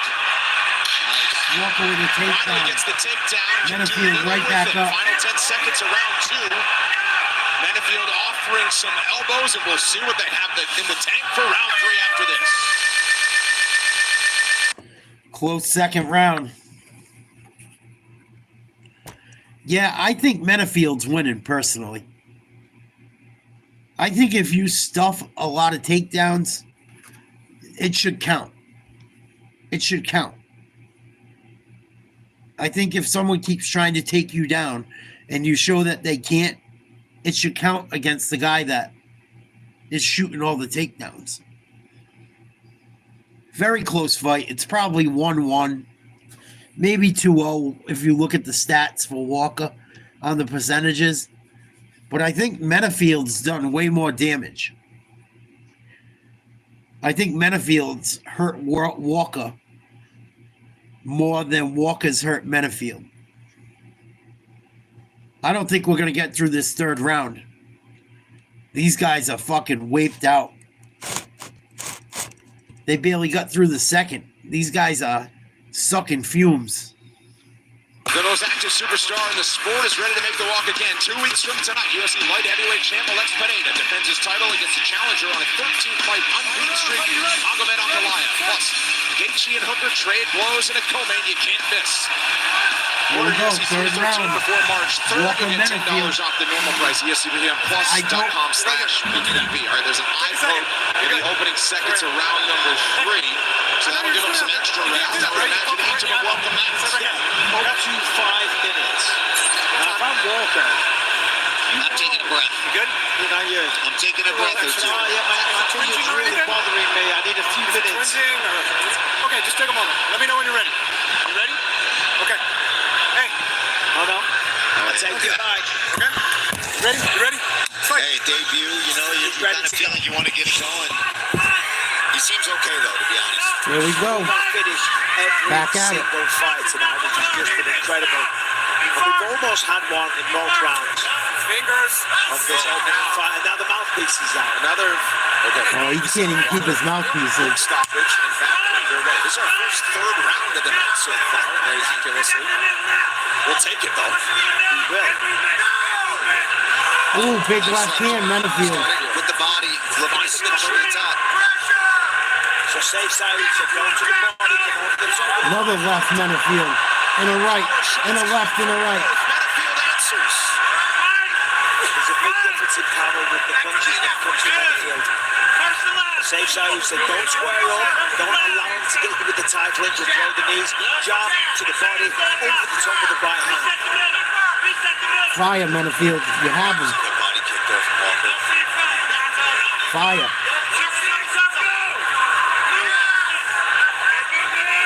There you go. Nice jab.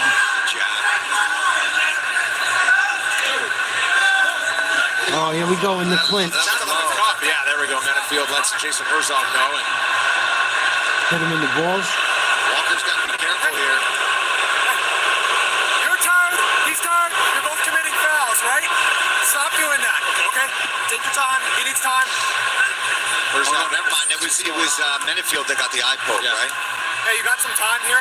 So obviously they're tired with the pace at which they have fought through the first 10 minutes. They hit him in the Short notice balls. opportunity for Julius Walker, which Michael mentioned earlier. And Alonzo Menafield was getting And ready an eye for a poke. fight in London in March. Yes.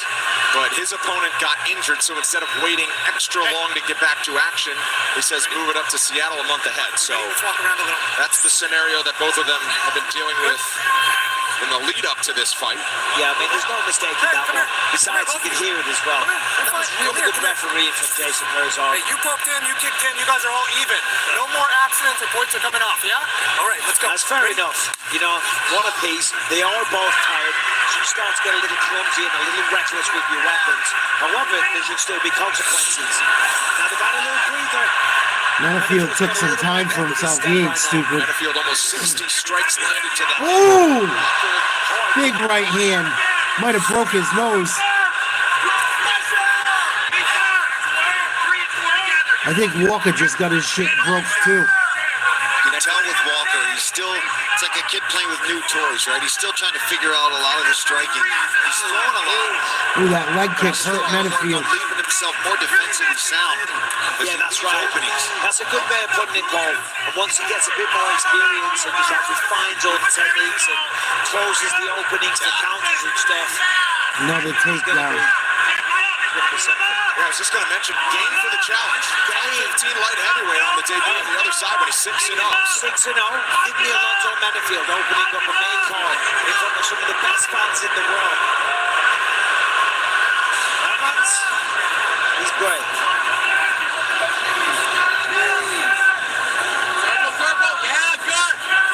Menafield got to get out of this clinch.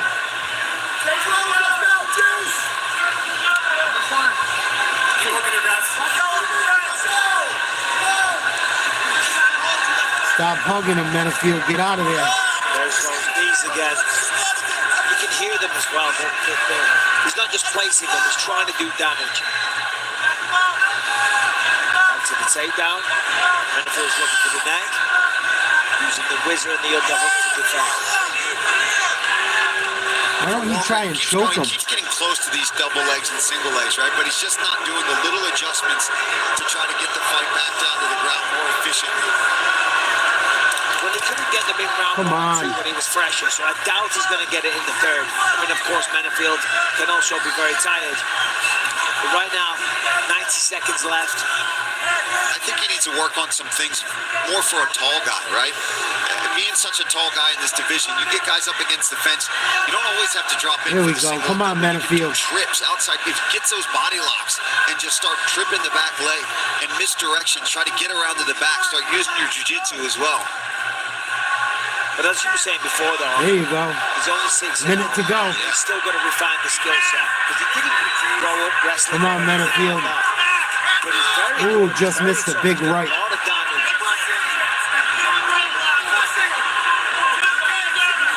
Both men are just exhausted. Nice jab. There's a nice stick from Menafield.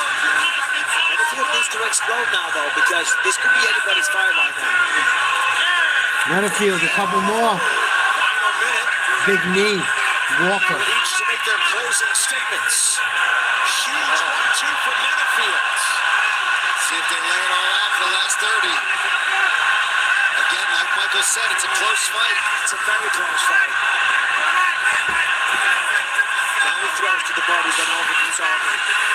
That's the safest call. Nice. In the final seconds. Come on, Menafield, a couple more. At the end of this round. Broken into twice down on the gap. One more hits for Menafield. Final punch.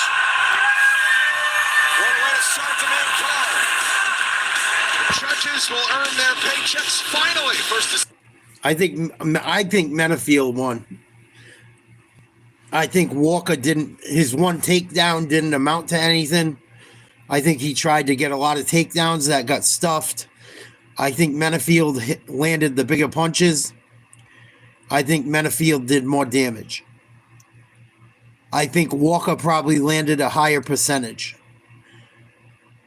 And the significant strikes probably would go to Walker by an edge. But I don't feel like Walker won that fight. Maybe a draw. I don't know. Not very common to see. But I thought Menafield had him in some bad places.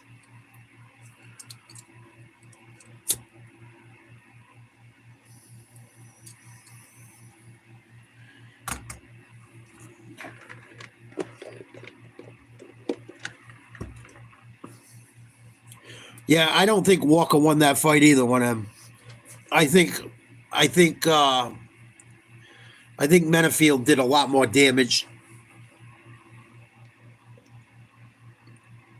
A lot more damage. I think Menafield tried to be the aggressor as much as he could.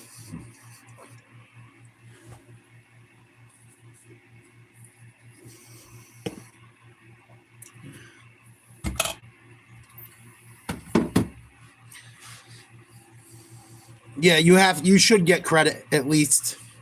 They count them when you take someone down. They should count them when you block it. Well, Bruce is not in the octagon yet. Excuse me. There he is. Okay, a little bit of extra time to tally the scorecards. This might be a we draw. send it into Bruce. Ladies and gentlemen, after 3 rounds, we go to the judges' scorecards for a decision.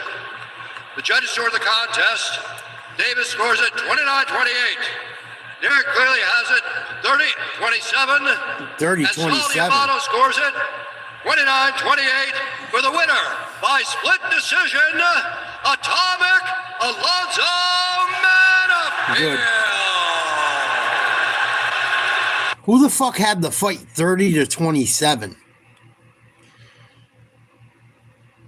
No way that was a 30-27 fight. No fucking way. So back and forth fight, close one, split decision. How confident were you? I was pretty 30-27. confident, you know. I bet it was the only vote, the only one that wanted Walker. Who's always been there. She prayed a good prayer before this. And the Lord is my witness. I tell you, anything is possible. There was a lot of action. You were both hurt at one point. But this guy's brand new. What was the game plan coming in here? He's brand new, so the game plan was he's not really discovered, so we had to uncover him. And sure, I didn't know what the hell he was capable of, but hell of a fighter. Well, congratulations on getting the victory. Ladies and gentlemen, your winner, Alonzo Menafield. So Alonzo Menafield Cool. back in the winner's circle tonight. I don't think Walker deserved that decision. UFC experience he has. I'm glad he didn't get it. Walker. FBI 10 almost here. Watch live on UFC Fight Pass Thursday, March 6th. Keon Davies unfortunately injured, so FBI's winningest grappler, Nick Rodriguez, faces world champ Victor Hugo in the main event, while FBI superstar Renato Canuto takes on Canada's Oliver Taza in the co-main. Watch live and exclusively on UFC Fight Pass. Is that grappling or is that fighting? Next week, we're back in Las Vegas, and flyweights take center stage. Sixth-ranked Manel Kape gonna fight his way toward a title shot. Asu Cody Almamayev Brundridge, goes on an impressive 17 Ribovic. win streak. And also on the main card, Esteban Ribovic's first appearance since his Fight of the Year candidate at Spear last September. Don't miss it. We'll see you next Saturday on ESPN+. Welcome back to the Octagon. Nelson Bagdasarian. Injuries have kept him on the shelf since the summer of 2023. It's striking his next level as a former kickboxing world champ. He's got 4 wins in 30 seconds or less. He's up against intensity personified. John Silva, among the most impressive rookies in the UFC last year. 3 wins, all by knockout, and he's got an emotionally charged energy fans are starting to gravitate toward. His task tonight, live up to the high bar he's already set for himself. Silva and Bagdasarian. Throw down next. This could be a good fight too.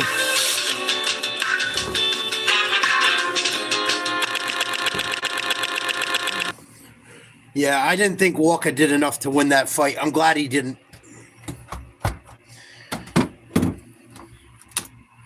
I'm surprised how gassed both of those guys were.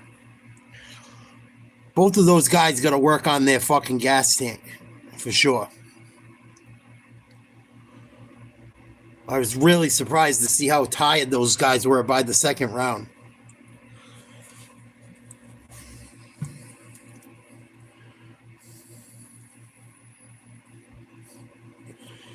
Another good fight night so far.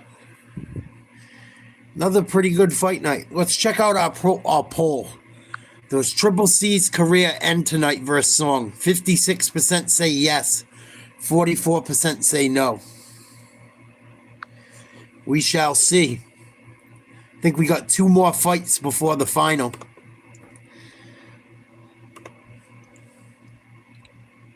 Three more fights, excuse me. We got Gene Silva, Rob Font, Brendan Allen, and then Cejudo Song Yadong.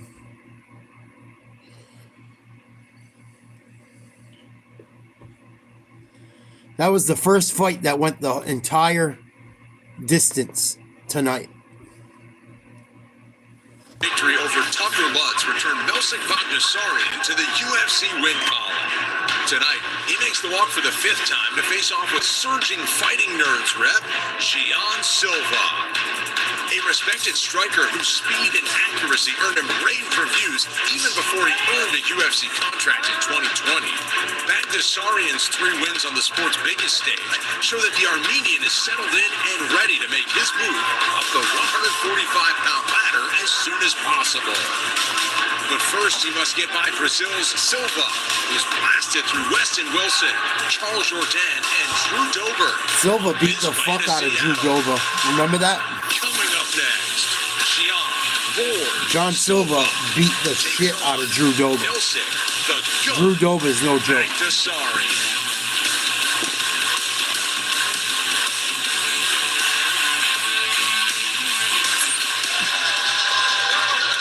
Here's Bagdasarian. With the Armenian flag draped across his shoulders, Melsik Bagdasarian makes his return to the Octagon for the first time since July of 2023. Broken right hand. Also dealt with an illness that he thought might end his career, and then a torn labrum in his left shoulder that was repeatedly giving him problems. Good to see him back and healthy, and he's a standout fighter when he's on his game. He won his first 2 UFC fights impressively, and he says, Paul, he wants this year to be his most active year as a fighter. Yeah, and it's, you know, when you have that long of a layoff and you've really been dealing with injury after injury, the illness that he talked about, and he basically said he was hallucinating and talking to people that weren't in the room. That's how sick he was. That was crazy to hear. And you know, when this guy's on his game and he's striking, he's unbelievable. The speed and the accuracy What kind of illness makes you do that? How much kickboxing experience he has once you see him inside the octagon. It was funny, Michael, when we talked to him and his coach, he barely even knows who he's fighting when he gets in there. Yeah. He said, I don't look at any tape. I allow my coaches to do all that. We were like, do you know what he looks like at least? Which was kind of crazy, but it speaks to the kind of guy that this person is. He is a fighter's fighter. Of course, on the feet, very dynamic, very fast, very powerful. If John Silva chooses to stand, we're in for a very, very good, entertaining matchup. However, the one weakness that he's had is on the ground a little bit. The only loss that he's had in the UFC was via submission. So that might be a path for John Silva to go down.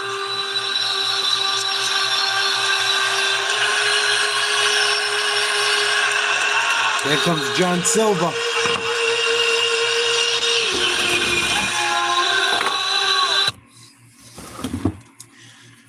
Make sure I don't get a copyright strike.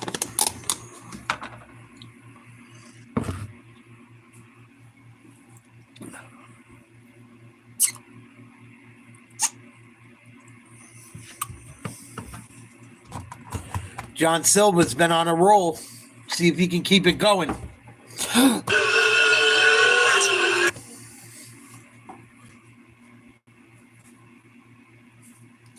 John Silva has been on a roll. Looks like he's fighting back tears on his way to the ring. He's fucking pumped up. Adrenaline dump, but how can you argue with the results of what he showed in his freshman year in the octagon with 3 wins all by knockout, including one on short notice going up a weight class against the respected veteran Drew Dober. John Silva's back and fans are starting to pay attention. 2024 was a massive year. 3 fights, 3 beautiful performances, none better than the last one against Drew Dober, just hitting him with spinning elbows, lead elbows, just bust him up until the doctor stepped in and stopped the fight. Now, this guy talks a lot, but he backs it all up. When we first saw him on the Contender Series, he was talking about himself in such a way I thought, this guy's crazy. But then he went out there and he performed. And he was telling us this week that this fight here, in his mind, it's done. The fight, winning the fight, it's a formality. What's more important is putting on the show. The win, that's going to happen because he believes in himself so much. And the show? What do you think? The show starts now. I mean, this guy, Brendan touched on it, just the intensity that he brings. Just having this moment with all of his coaches. I mean, everyone's dramatic with him. But when he gets in there and he starts letting it go, my God, is he fun to watch. He's insane. The striking, he can grapple, he can submit you. Let's go. Let's go is right. One of the biggest standouts from season 7 of Dana White's Contender Series back in 2023 was John Silva.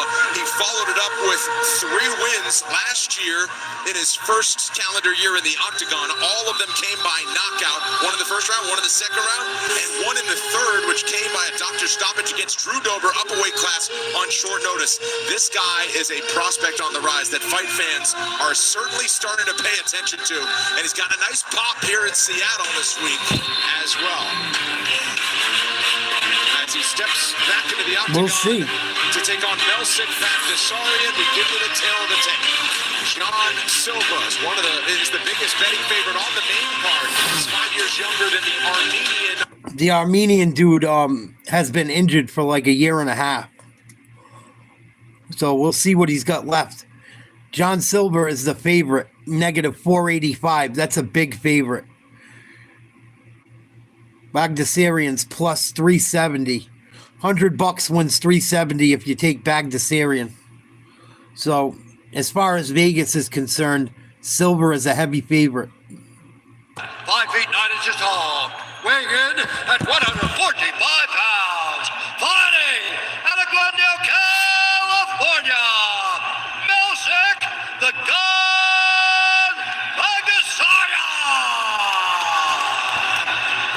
And now, introducing his opponent, fighting out of the red corner, a striker, holding a professional record, 14 wins, 2 losses. Take on Melsick, Slightly 7 inches tall, weighing in at 145 and 1/2 pounds, fighting out of Sao Paulo, Brazil, Gian Lord Silva.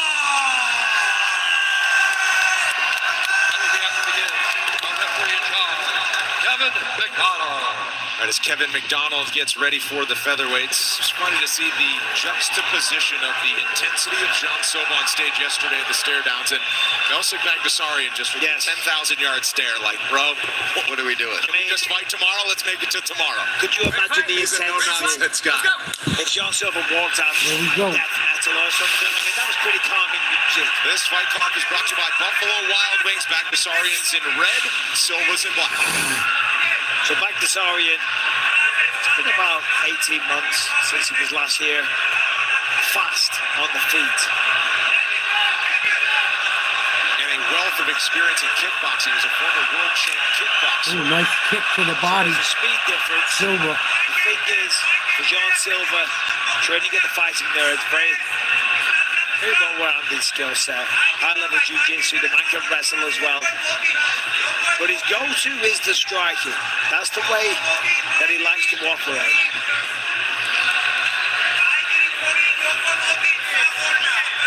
So you see the karate style of Bagsarian, very light on the feet, jumping up and down. There it is.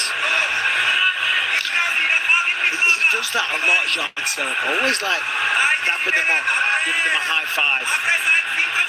Sometimes it's almost like he's enjoying it too much. I mean, even his intro, God, he loves it. I don't like it.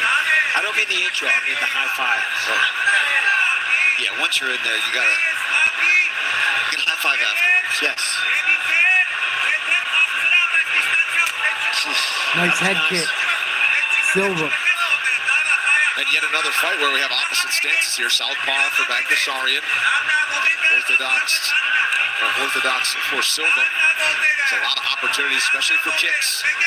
So Bagsarian is telling us this week a couple of stories. He's kind of an emotional guy without going into detail. He's kind of, he's got a switch that can be triggered kind of easily. So he's an emotional dude. And if John Silva keeps smiling, Another head kick. I'm sure that's going to piss him off. Body kick, Silva. Silva answered by a right hook for Bagsarian.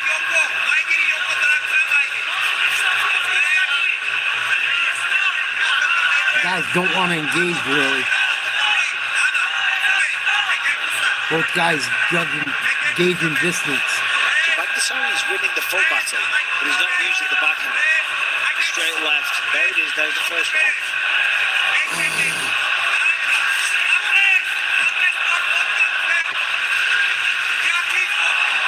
Silva, nice shot. Silva appears to be picking up the pace.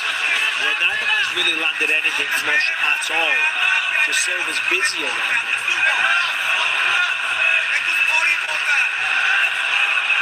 Bagsarian should chop away on the inside of that lead leg. Neither guy's swinging, really. Throw the backhand. Set up the left hook.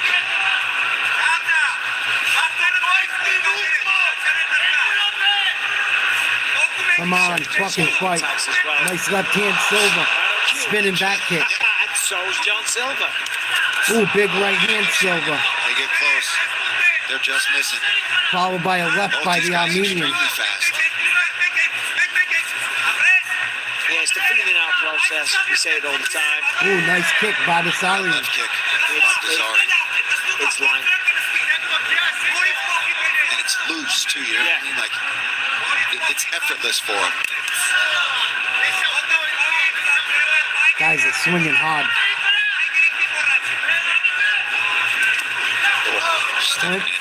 Nothing. Silva starting to talk some shit. Last time for John Silva. Had a lot of success with those spinning elbows. Ooh, Bagsarian beat him to the fucking punch. Oh, slapped it. It's slapped it.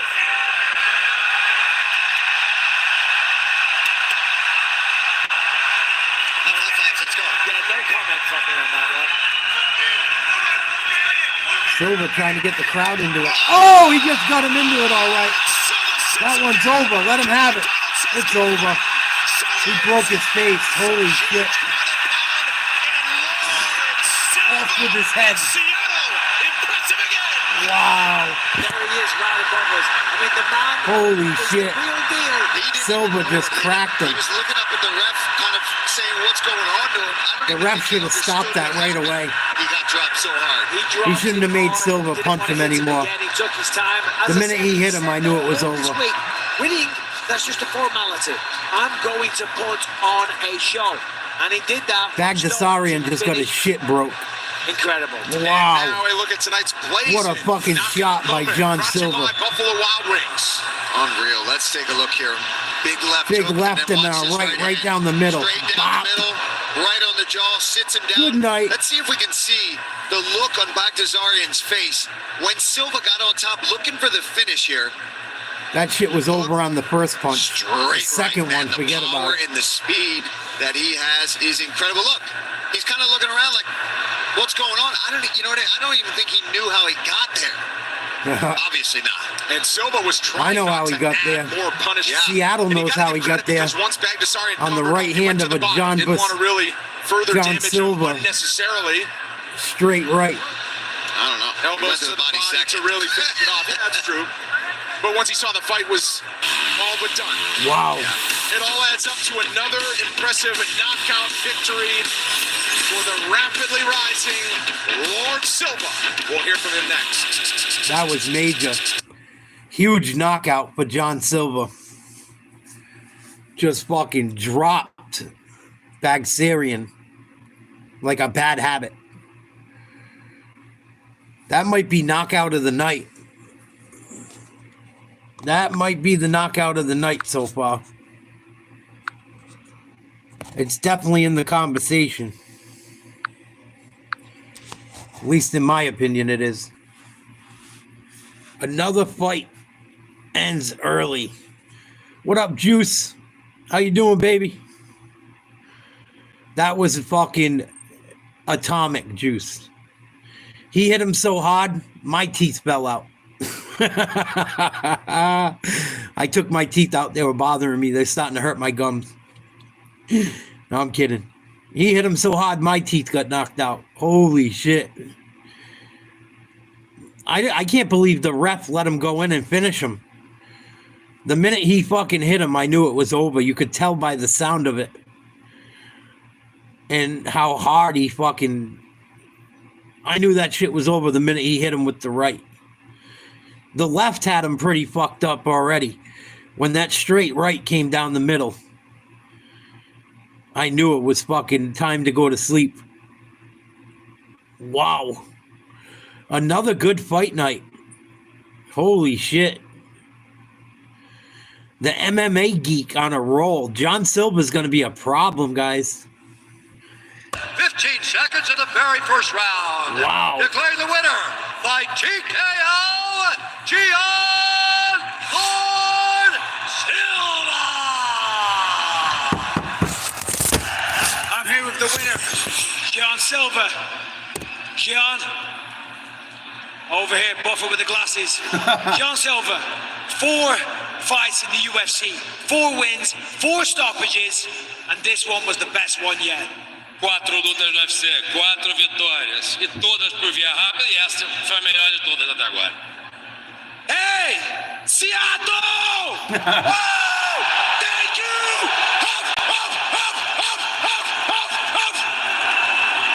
He's a fucking idiot. Eu sou o melhor do mundo, por causa dessa galera toda aí. Então, são 4 vitórias, daqui a pouco são 10, são 15, tudo é por nocaute. I'm the best in the world, and you know why? It's because of all these people that are here. 4 victories, next 5, next 10, and all of them are going to be by knockout. John, you said that winning tonight was just a mere formality. You wanted to put on a show. You did that. Who do you want next? Você falou que ganhar hoje ia ser uma mera formalidade, mas que você queria fazer um show, um espetáculo. Você fez isso. E agora, o que vem próximo?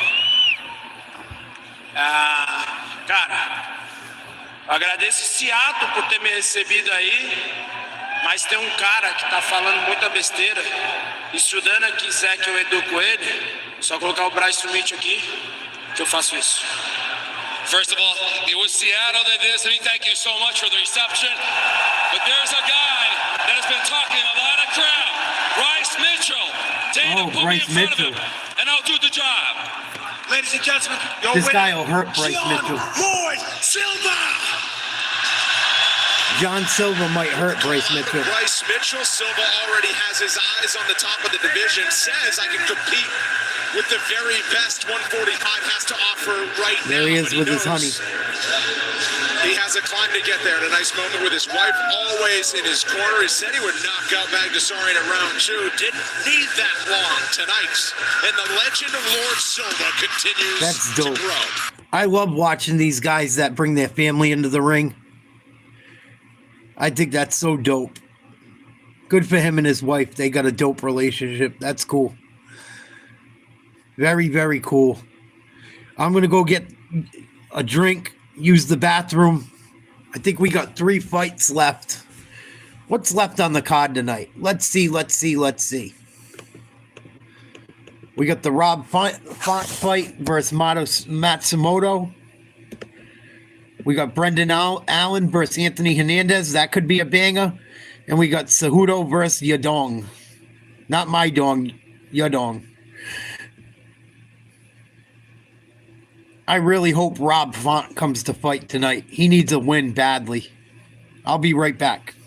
But now, John Matsumoto is up for the challenge, a 4-time champion from Sao Paulo, Brazil. He's 16-0, just 25 years old. With a win tonight, all of a sudden would be a ranked bantamweight contender. What an opportunity for the youngster. What a weekend in Seattle. The UFC back for the first time since 2013, and the 3 biggest fights of the night on their way. Stay with us.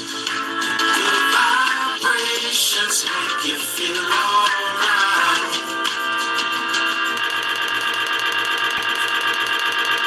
Sportsbook, you get more everything, all in one place.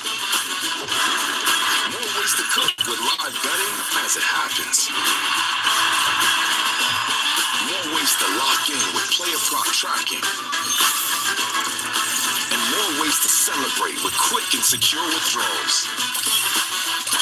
Download FanDuel Sportsbook and get more.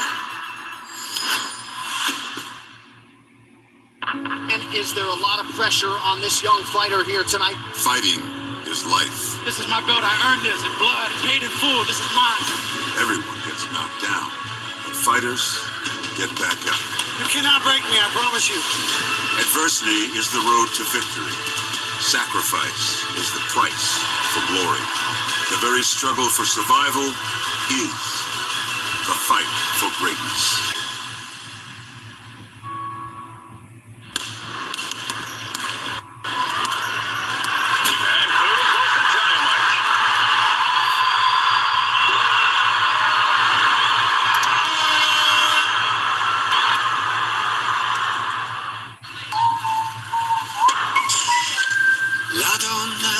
Which Ristorante pizza is your favorite? Whichever one you fall in love with, it's always Ristorante pizza. Hey, it's your gut instinct. Always one step ahead. Got it? I know what's up and who's up. So next time the game's on and it feels game-changing, bet your way with Betway.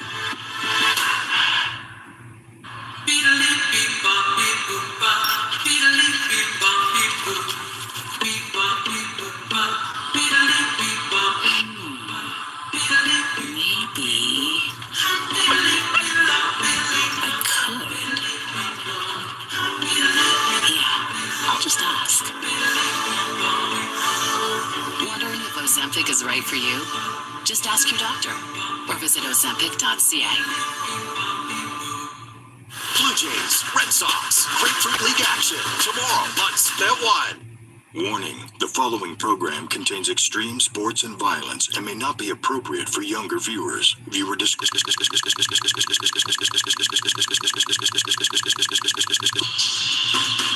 Earlier this week, some UFC flavor hit the Seattle Seahawks training facility. Cejudo and Brendan Allen joined Washington State native Chase Hooper for a tour of their digs with Blitz, the mascot. Of course, the last time the UFC visited Seattle, the Seahawks went on to win the Super Bowl after the 2013 season over the Denver Broncos. I was at that Super Bowl at Life Stadium, just outside New York City. Good times with the Seahawks. After tonight's main event, find out what went on behind the scenes of Fight Week on UFC Journey Cejudo versus Song Part 2. Follow both men and their teams as they navigate Fight Week through post-fight reactions. Watch it Friday, exclusively on ESPN+. Career-defining fights from here on out tonight with top 10 rankings at stake in each one, starting with the bantamweight division. Fresh from a win over rising star Kyler Phillips, veteran contender Rob Font is back in the octagon with the intent of removing Brazil's Gian Matsumoto from the ranks of the unbeaten here in Seattle. A fixture of the bantamweight top 10 for much of his nearly 11-year UFC career, Rob Font is still hungry for a championship belt. And he showed it last October when he pounded out a 3-round unanimous decision win over Kyler Phillips. Tonight, the New England Cartel standout takes on another rising star in Gian Matsumoto. Unbeaten in 16 pro fights, the resume of Brazil's Matsumoto includes UFC wins over Dan Argueta and Brad Katona. And with a win over Font, it's a near guarantee that the 25-year-old will find a number next to his name come Monday afternoon. Coming up next, Rob Font faces Gian Matsumoto. With a perfect 16-0 pro record, it is clear Gian Matsumoto always brings the best version of himself. And when he got this short notice call, one of the first things he did was he called his striking coach, aka his dad, to start strategizing. Now they, along with the rest of the team, decided to stay the course, making minimal adjustments, being the New fact England that guy. Matsumoto already was scheduled to fight in just a couple of weeks at UFC 313. Now, because dad got a call, obviously mom needs to get a call as well. Her reaction, are you crazy? Rob Font is ranked 9th, but Matsumoto knows he is ready for this spotlight in Seattle. He is going to exploit the holes in Font's game. He is going to snag that top 10 ranking, all in an effort to fast-track his career here in the UFC, guys. Thanks very much, Charlie. Matsumoto 16-0.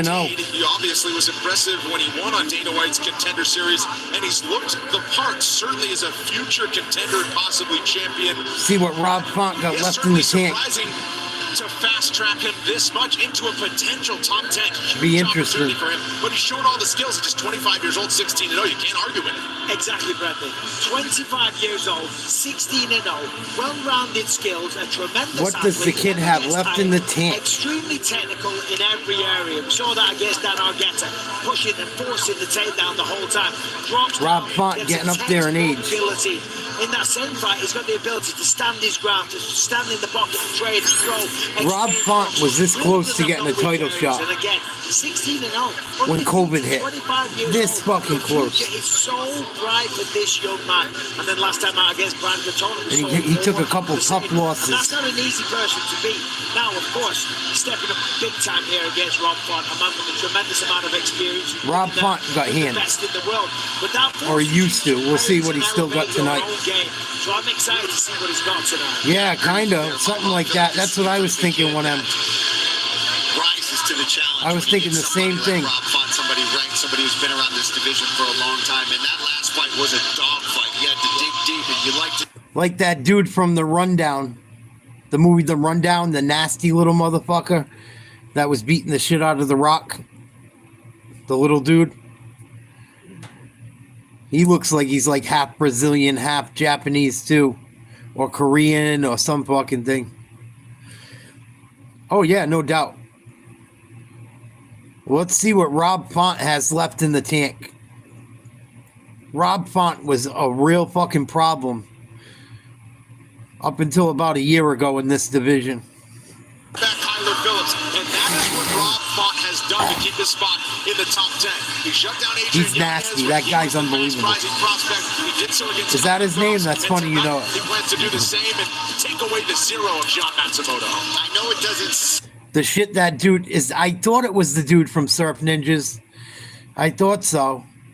He's not, dude, that guy's athletic. I think he does his own stunts. I remember reading.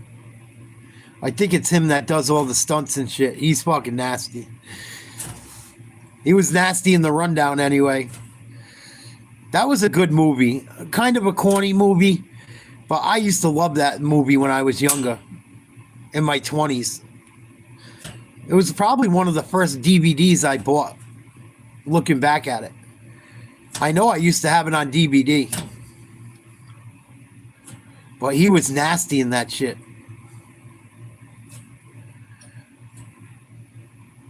You know what other movie I loved when I was a kid?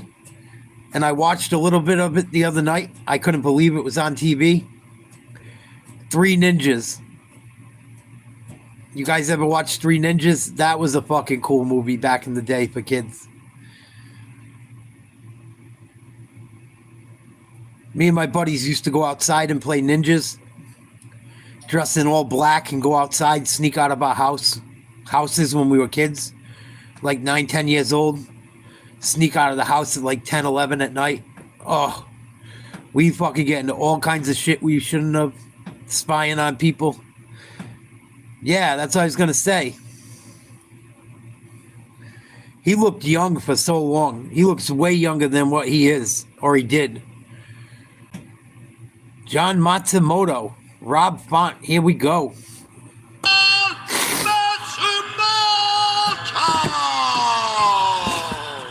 Three Ninjas was fun. And now, introducing his opponent, fighting out of the red corner, a striker, holding a professional record, 21 wins, 8 losses. He stands 5 feet 8 inches tall, weighing in at 130. Dude, we used to do all kinds of shit we shouldn't have when I was little. Right? We would sleep at my best friend's house and sneak out of his house. Dude, we caught one of the neighbors' dads smoking crack when we were like 8 or 9 years old. Bugging out on the mom. We go look in people's windows and shit. We were little fucking assholes. Never got caught, thank God. Not like peeping Tom shit. Just going like looking fucking, you know what I mean. We didn't like go fucking peeping Tom and girls and shit as little kids. It wasn't like that. But we go try and look in people's windows, see if we could run across their yard without them catching us. Stupid shit. Here's Rob Font coming out swinging.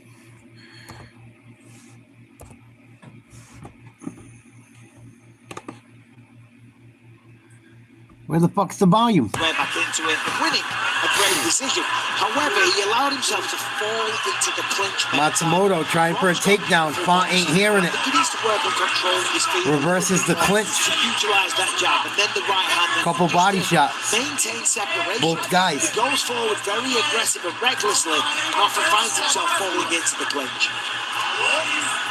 Put a little bit of a hurting on Matsumoto right off the bat.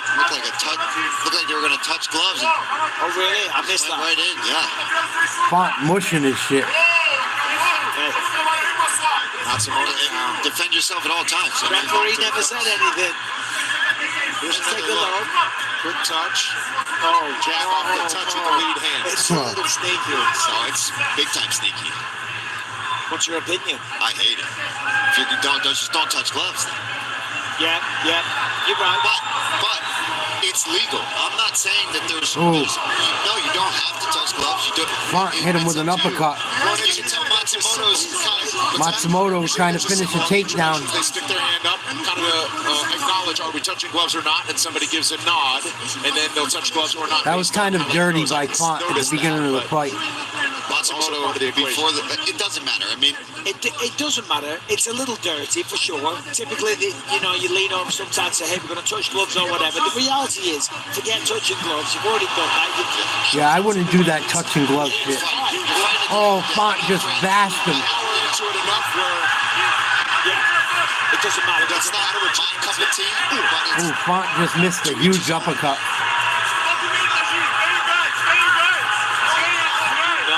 Matsumoto's mother. Nice jab by Font. She's watching. She thinks he's crazy for taking the match up. And Font comes out with a cheap shot. Nice 1-2 long with the punches is falling. Oh, Font's beating him up. Oh, Matsumoto with a counter. I think Font got hurt. Nice timing there, but good defense there. Oh man, Matsumoto. Whoa, gotta be careful. Oh, we might have him in a triangle. He got an arm. Oh boy. Good job by Font in the scramble. Ooh, big hammer fist. Triangle was close. So he wasn't there. Switched to the omoplata. I'm tired of Monaco, actually. Oh, he's going to go for a Kimura. He's been working hard in the ground game. Good job by Matsumoto to hop over. He gets that wrist past the leg of Matsumoto. He could be in real trouble. Break him up, stand him up.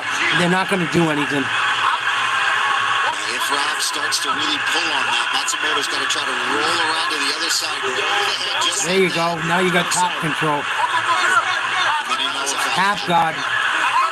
So Font's job now to work back to his feet. 90 seconds to go in round one.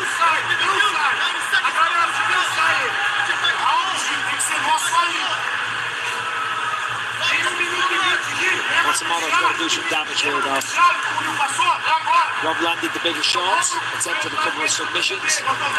Got to think he's ahead of the scorecard here. Oh, you going to try and choke him? Matsumoto's corner telling him to stay here and in this top position. If he rides it out for the final 60, they think they've done enough to win round one. Font now showing some nice urgency. Oh, here we go. Guillotine. Doesn't really have the angle. He's trying to get on top. It's not tight enough. Fighting the hands as well in there. It's close, but it's not tight. He's going to fall into the trap. Rob's going to find the hands. There it is. This is good for Matsumoto. And I imagine at the end of this round, if it gets to the second round, that's going to be the game plan moving forward for Matsumoto, is get this fight back down to the ground. Yeah, anytime you take somebody down, trying to have your way with them like this. Took his back. 16 seconds. Font back to his feet. Font breaks the lock.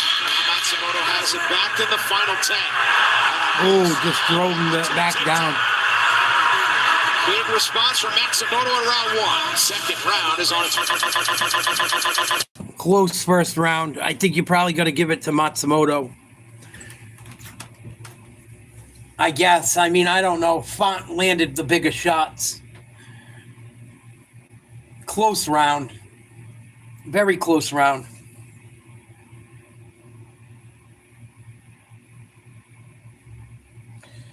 I don't know who I give it to.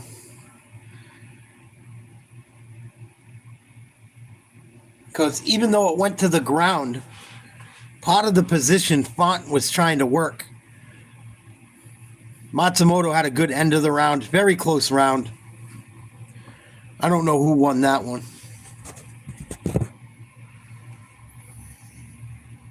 Really don't.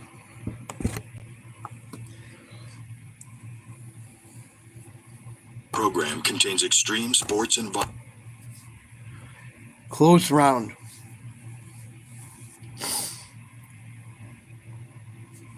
presented by Bud Lights. Climate Pledge Arena, downtown Seattle, Washington. Round two coming between Rob Font and Gian Matsumoto. So it's hard to tell him Rob Font now. You know he's going to try and take you down. Got on top here, he had success. So Rob's just got to control things a little bit. Yeah, he doesn't want him to brawl. He said he got a little too excited, he got carried away. Matsumoto lands a Keep him on couple. the feet, box him, be smart. Oof. Nice kick. It was blocked though. A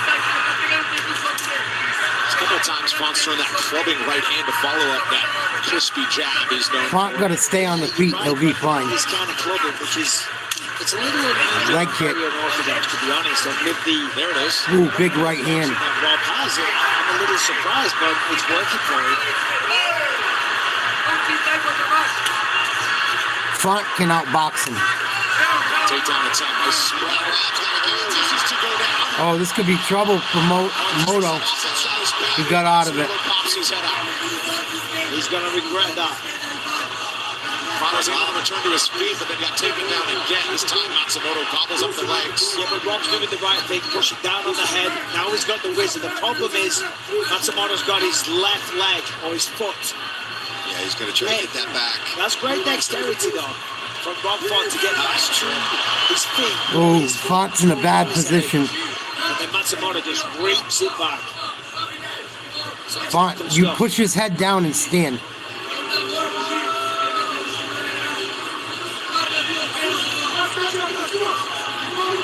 He's trying to get the hold of those legs. Now he's going to try to pull the hips out away from the cage. Font's got to try to get up to his base, get up to a knee, push the head down, get his There you back go, on the Font. fence.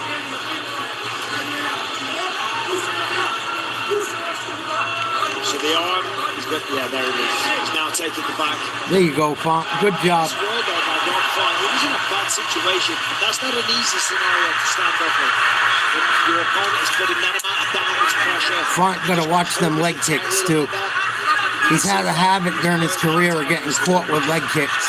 Get the ultimate fight gear for every fight. Shop UFC Venom, custom fight shorts, exclusive styles, and more. Available now at UFCstore.com.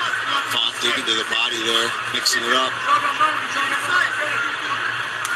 Ooh, nice shot, Font.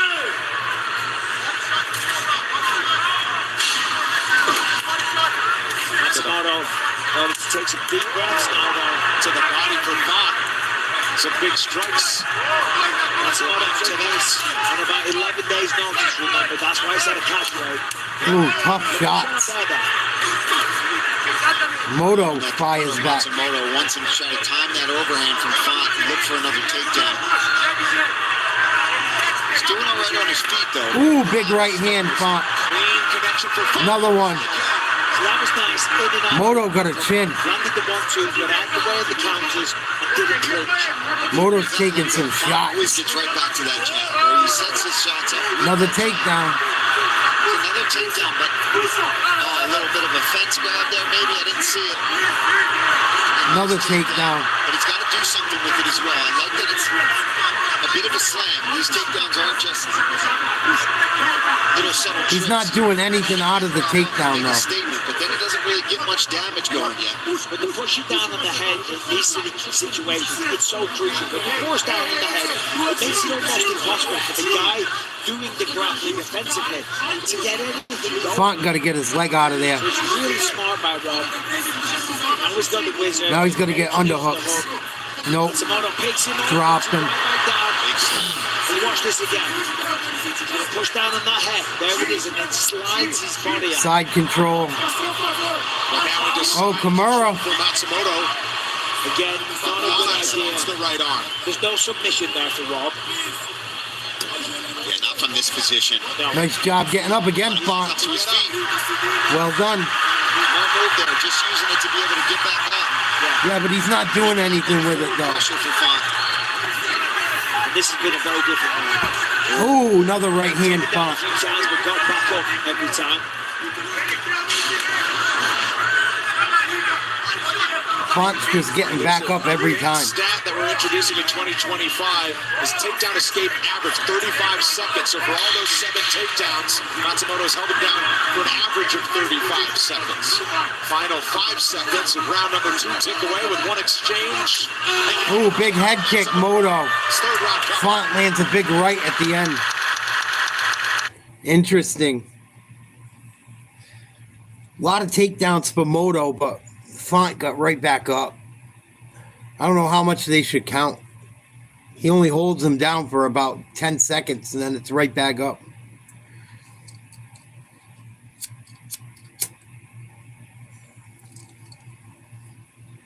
I think Font's done the better job on the stand-up.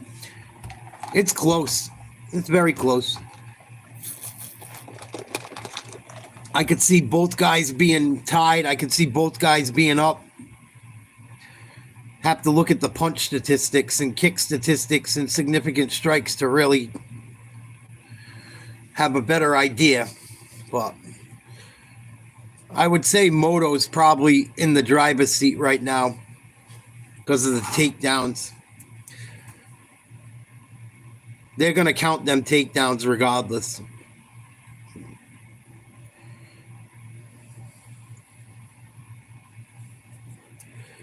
Here we go, third round.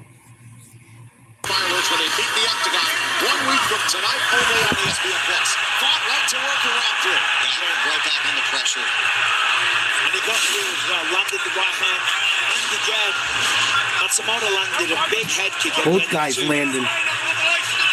Firas Zahabi telling Font, you got to avoid the takedown. You can get him, but you need to get busy. He does. Font cutting off the cage, making it small. I think Font might have to take him out to win. Or have a dominant round. Big uppercut for Matsumoto. That was a beautiful uppercut. Yeah. Font did counter right to the body. Good fight. Yeah, Matsumoto's outstriking him Mixing it up at all three levels. with the leg kicks and the body shots. And Rob Font headed to the leg. Ooh, big right, Font. Looked like Matsumoto was about to dip into that kick. Font just barely missing on them overhands and them hooks. That big looping right hand of Rob Font, Yeah. very dangerous. Matsumoto's got to be careful.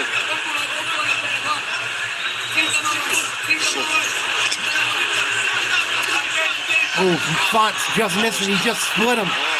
Font just got a touch of him. Gotta be Matsumoto's forehead, maybe? Busted his shit open. The hairline. Yeah. Barely hit him and busted his shit. For the knee from Rob Font. 3.5 to go in the fights. Watch for the knee. There he is. Hit him with a knee. It's teed up. Font's got him split. Might be too little, too late. It's open the truck. Open the cut on Matsumoto. Matsumoto's leaking. Beautiful up. Font's got to keep it coming. Oh, he just missed the big right again. Matsumoto can't take too many more like that. He got grazed and got busted open. Another one, Font. Pressuring, backing him up against the fence. Matsumoto's constantly on the back foot until he attacks. The takedown attempt is going to keep moving. Nice stuff by Font. Font starting to get mean. Shot there from Font. Stuffed out and drive him back along the fence. Trying to get his hands free. Here's the Font's going to fire. Yep. What you're seeing, the cap on the forehead of John Matsumoto. Upward elbow. Direct hit. Ooh, big uppercut, Font. Uppercut there from Font. Matsumoto, though, doing a lot of damage with that leg kick. You can see that lead leg of Font is wound up pretty good, but doesn't seem to be stopping him from moving forward yet. Oh, too little, too late. Font trying to stop a takedown. Oh, he's burying some elbows. Get back up to his feet throughout this Back fight. to the middle of the mat. Yeah, that's right. You've got to think. Come on, Rob. Lost some of the explosion now. In round one, he got him down and controlled it for a little bit. Two, got him down, but couldn't. Font's got him in a little. Oh, big right hand. That busted him open even more. Deep enough, and even if he does get a hold of him in some way, there's no. Come on, Robbie. Explosion left. I got to root for the local guy. Another right hand, Font. Oh, big elbow. The clinch for Font. Or a shoulder. Font's starting to hurt him. Frames in, looks for the knee again. It's not. Moto's in trouble. Yeah, he's looked fantastic tonight. Really just boxing back on point. Really showing what made Rob Font who he was. Close and fight. why he had so many fans. Another big elbow, Font. Because of that jab, now mixing a lot more elbows as well in this fight. Showing off the grappling and, obviously working with the guys up at TriStar. Really just... Come on, Font. Minute to go. Knock him the fuck out. But with 1 minute to go, perhaps he needs to end it before the final. Nice sprawl, Font. Another close fight. It's going to be interesting if he goes to the scorecard. Because Matsumoto did get a lot of the fight to the ground. Did land some damage of his This own. is going to be a close fight. Matsumoto's bleeding everywhere. I mean, according to the strike stats, Matsumoto has been throwing more and landing more. Matsumoto's taking way more damage. 30 seconds to go. Who wants it more?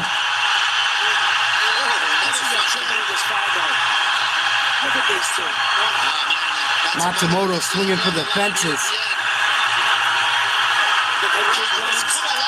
Big right, Matsumoto get landed.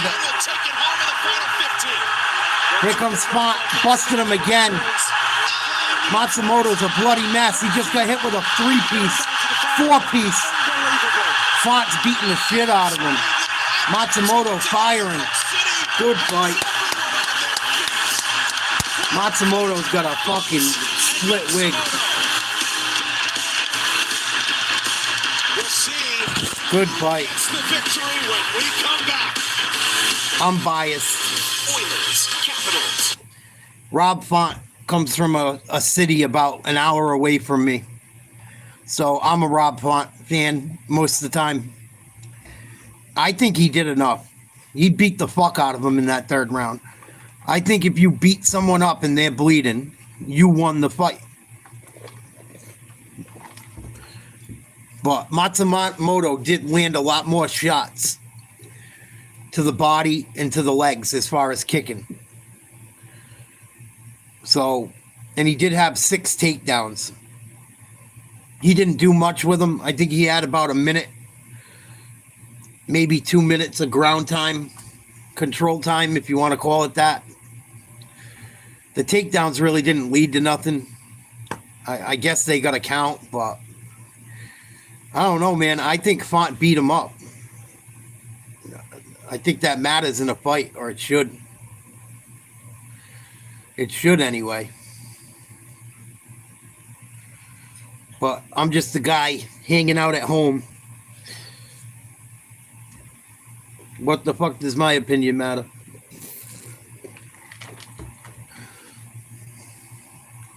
Good fight, though. Rob Font boxing is very tough to hang with. He was a very good boxer. I think he won the Golden Gloves, if I'm not mistaken, in New England. Both landing more than 100 total strikes. 7 takedowns for Matsumoto. And followed a huge response in round 3. The big question, was it enough to hang on to his top 10 ranking in the bantamweight division and to knock John Matsumoto from the ranks of the unbeaten? Bruce Buffer lets us know. Ladies and gentlemen, after 3 rounds, we go to the judges' scorecards for decision. Derek Gully scores the contest, 29-28, Font. Sally Amato has it, 29-28, Matsumoto. And Mike Bell scores the contest, 29-28, for the winner by split decision, Rob. I think he deserved it. He beat the fuck out of him in the third round. He beat him up bad. The winner, Rob Font. Rob, an unbelievable fight. A back and forth war. Ends in a split decision. One guy was bleeding, the other guy wasn't. Man, that kid is tough, man. I think Font won. A problem in his division. I just want to give him a huge shout out for stepping in on 2 weeks' notice, taking on me, man. So much respect for him. I can't wait to see what's next for him. Yeah, 25 years old, undefeated. His whole shit was split. And you deserve credit for taking the fight as well. Thank you, Mike. I was supposed to come in here, I was to fight Dominic Cruz. Unfortunately, he got injured. Last round. Retired, but we had a Savage step in, and shout out to Tyson Chartier. Shout out to Sean Shelby making this fight happen. Of course, it was a hard-fought victory. He came out there trying to take it down in the opening round. In the second and the third round, the takedown defense was on Font point. had a good start to the fight, too. I try to start with all these beasts. Shout out to Calvin Cater, man. He's been a huge part of this camp. And, I'm always improving, and I can't wait to see what's next. Now, with that victory, you defended your number 9 ranking. Who do you want next? Man, I want anybody in front of me. I love the winner of the main event. I'm down for everybody. You know what's up. It's a pleasure to call you fight. Congratulations. Ladies and gentlemen, your winner, Rob Font. Man, he had a deep tonight, didn't he? He did. Didn't he? In back-to-back victories against rising prospects for Rob Font. A nice shout-out to Tyson Chartier, his longtime coach, still his manager, who helped get him to this level, who's partying back home in New Hampshire. Here's how the judges saw it. The difference was round 1. 2 of them, Mike Bell and Derek Cleary. Yeah, I thought Font won round 1. All 3 had round 2 for Matsumoto, and hard to argue with Rob Font in the final round. Over And 3. Washington, the hometown of Ricky Simone, also UFC legend Ed Herman from the early days of The Ultimate Fighter. And Plus, Matsumoto was just bleeding everywhere. You don't win a fight when you're beat up and the other guy ain't. Fighters, Justin Gaethje, Dan Hooker, they qualify as that. You shouldn't. Finishes in the highlight reels that these gentlemen have put together, absolutely off the charts. 2 weeks from tonight, one of the most anticipated lightweight matchups, certainly in the early part of 2025, and really one we could put together on paper right now in general. On with this fight right here. I mean, this is what we all want to see. Unbelievable. I'm just glad that these guys get to do it for 5 rounds. I love that the UFC UFC has been doing that for some of these big co-main events. I mean, Dan Hooker is just such a savage, so long and rangy and just tough as nails. He's proven that time and time again. And the highlight reel himself, Justin Gaethje, to looking to get back in there and do another one of these backflips off of the cage. Can't wait for that one. It plays the appetizer for the most active superstar in the sport who makes the walk. Again, UFC light heavyweight champ Alex Pineda defends his title against the challenger on a 13-fight unbeaten streak, Magomed Ankalaev. Plus the huge co-headliner with Gaethje and Hooker. You can get a special offer if you purchase UFC 313 before March 3rd. You'll get $10 off the normal price. Go to ESPNplus.com/UPV to order. Co-main event is on deck. Here's Charlie with more. Thank you so much, Brendan. While some people are calling this a rematch, Brendan Allen does not see it that way. He says he has watched their fight from 7 years ago multiple times now, and he barely recognizes who he was back then. His goal is to come out with urgency, take control of the fight, and put on a dominant showing to ensure he maintains the higher position in the middleweight standings. Anthony Hernandez, meanwhile, saw real value in All-In, calling him out. He's ready to use his momentum and take that top 10 spot. And while he has tons of respect for Allen, Fluffy says he has the upper hand. Their last fight was 5 rounds. This is 3, so he will not have to worry about getting tired as he goes for his 7th straight win to put him in a position to hopefully contend for the title sometime this year. And we know Fluffy is a finisher of the highest order, looking to add another to his streak, which now sits at 4. Get ready. Hopefully it's not a boring one. In the co-main event. I like grappling, but there's got to be attempts. Here's the native Californian, to Anthony finish. Fluffy Hernandez. He's not the fastest, he's not the strongest, but he just finds a way to win. Hernandez just mixing. Yeah, he's been fighting well, too. That's it! Anthony Hernandez. There it is. There it is. He's got the back. Oh, he sunk it in. Oh. There's the tap. That's it. Hernandez knows. He tapped. Middleweight contenders, beware of Fluffy. Brash striking standout Manel Cobb looks to dole out his own brand of punishment when he takes on the red-hot Asu Amapaya. When he takes on flyweight and enters this main event riding an astonishing 17 Cobb's been on fire. The main caution 7 at 7 Eastern, OBN Plus. A rematch. The first one predates their UFC careers before they were rock stars, Paul. Anthony Hernandez bested Brendan Allen. Time to run it back. Yeah, you know, watching this fight back, both guys were really known for having tremendous grappling skills, and that was on full display. And when Brendan talks about this fight, he talks about how after getting a little bit of adversity in the fight, he kind of used to give up on himself when he was a young man. But, you know, we see Anthony Hernandez do this to people. He just drags them into these grappling dogfights and just pushes the pace nonstop. And this was a 5-round fight for that LFA belt. Both guys had to dig deep, sweaty mess, blood on the canvas, pushed to their limits, and I expect more of the same here tonight. It's a fight that didn't need an extra wrinkle of history to make it compelling, but it's got it. It's a huge fight for each middleweight championship hopeful. The first time Anthony Hernandez and Brendan Allen faced each other, Hernandez used that win to earn a spot on Dana White's Contender Series. Now we'll try to take Allen's spot in the middleweight top 10. Old grudge match. When Anthony Hernandez and Brendan Allen were hot prospects on the regional scene in 2018, the pair met in Louisiana, with Hernandez improving his pro record to 6-0 while taking the vacant LFA middleweight title. Tonight, the two are UFC middleweight contenders running it back in Seattle. It's going to be crazy. I beat him the first time. I should be able to beat him again as long as I mind my P's and Q's. He's gotten way better. I've gotten way better. So I'm honestly just really excited to see how this plays out. I'm excited for this rematch. I'm ready to go. I'm ready to rewrite the first one. With 7 wins in his last 8 bouts, Brendan Allen has fought his way into the top 10, and he doesn't want to stop now as he chases a world title shot at 185 pounds. But first, there's some old business to tend to, and he wants nothing more than to even the score with Anthony Hernandez. The first fight, I was young and immature. This fight, I'm grown. I'm a veteran. I fought better opposition, so I'm gonna just go out there and show them that there's levels.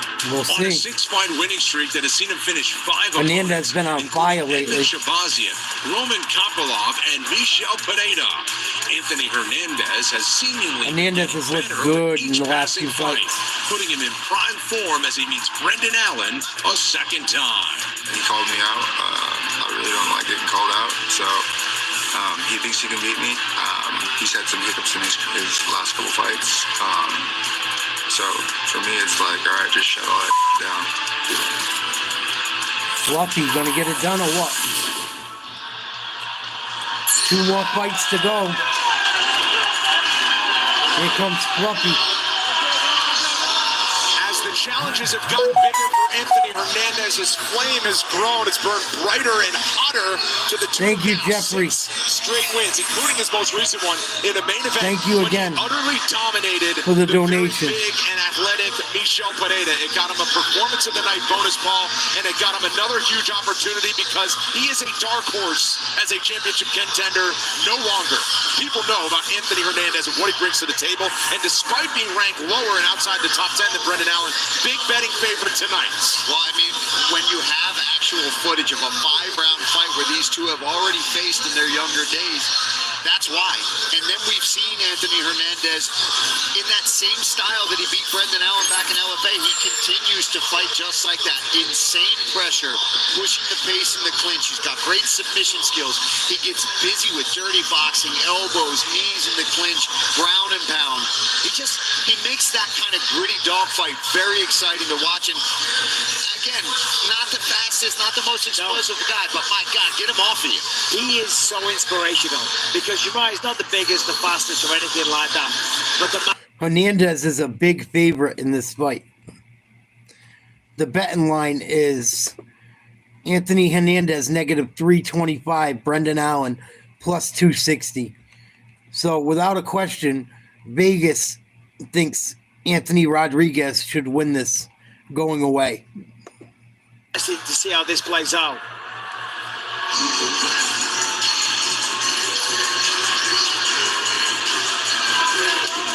Here comes Brendan Allen. On the other side is the top 10 contender, Brendan Allen. We went back to the drawing board after that matchup with Anthony Hernandez back in 2018. Hernandez went to the Contender Series on season 2 and earned his hugging way his to the little girl. UFC. For Allen, he was still a young man. He came back in 2019 the next year. Michael, a lot was expected of him when he was in his From early Beaufort, 20s. South He has Carolina. largely delivered on that to the tune of a 12-3 UFC record. Standout stuff. And when he really needs it, he shines bright. And that's what he's got tonight. 100%. I mean, the skills on this man, they are elite, okay? He can do it all. He's got great striking. He's got world-class jiu-jitsu. He's got awesome wrestling. Robbie Lawler. And good teammates and all the rest of it. The one side In of Brendan Allen's that corner. lets Brendan Allen down is the mind.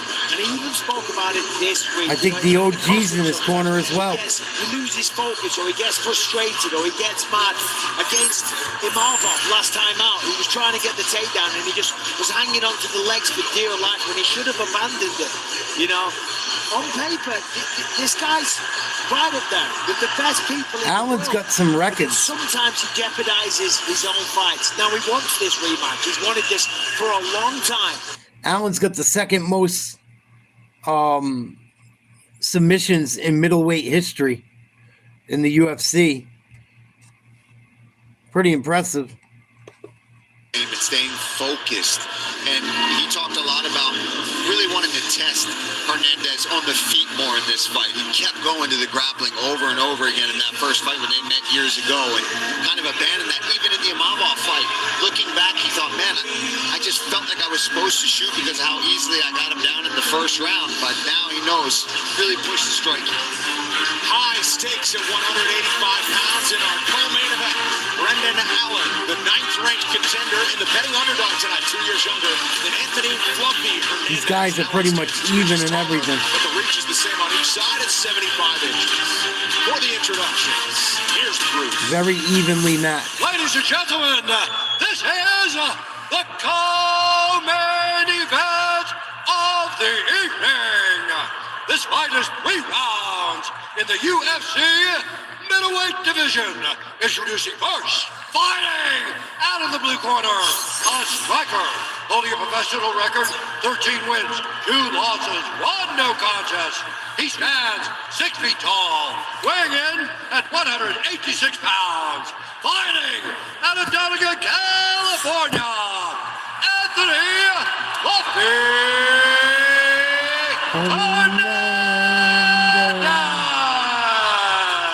And now, introducing his opponent, fighting out of the red corner, a mixed martial artist holding a professional record, 24 wins, 6 losses.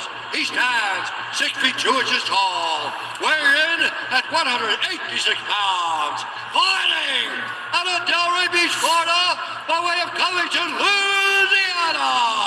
Presenting the number 9 ranked UFC middleweight contender in the world, Brandon All In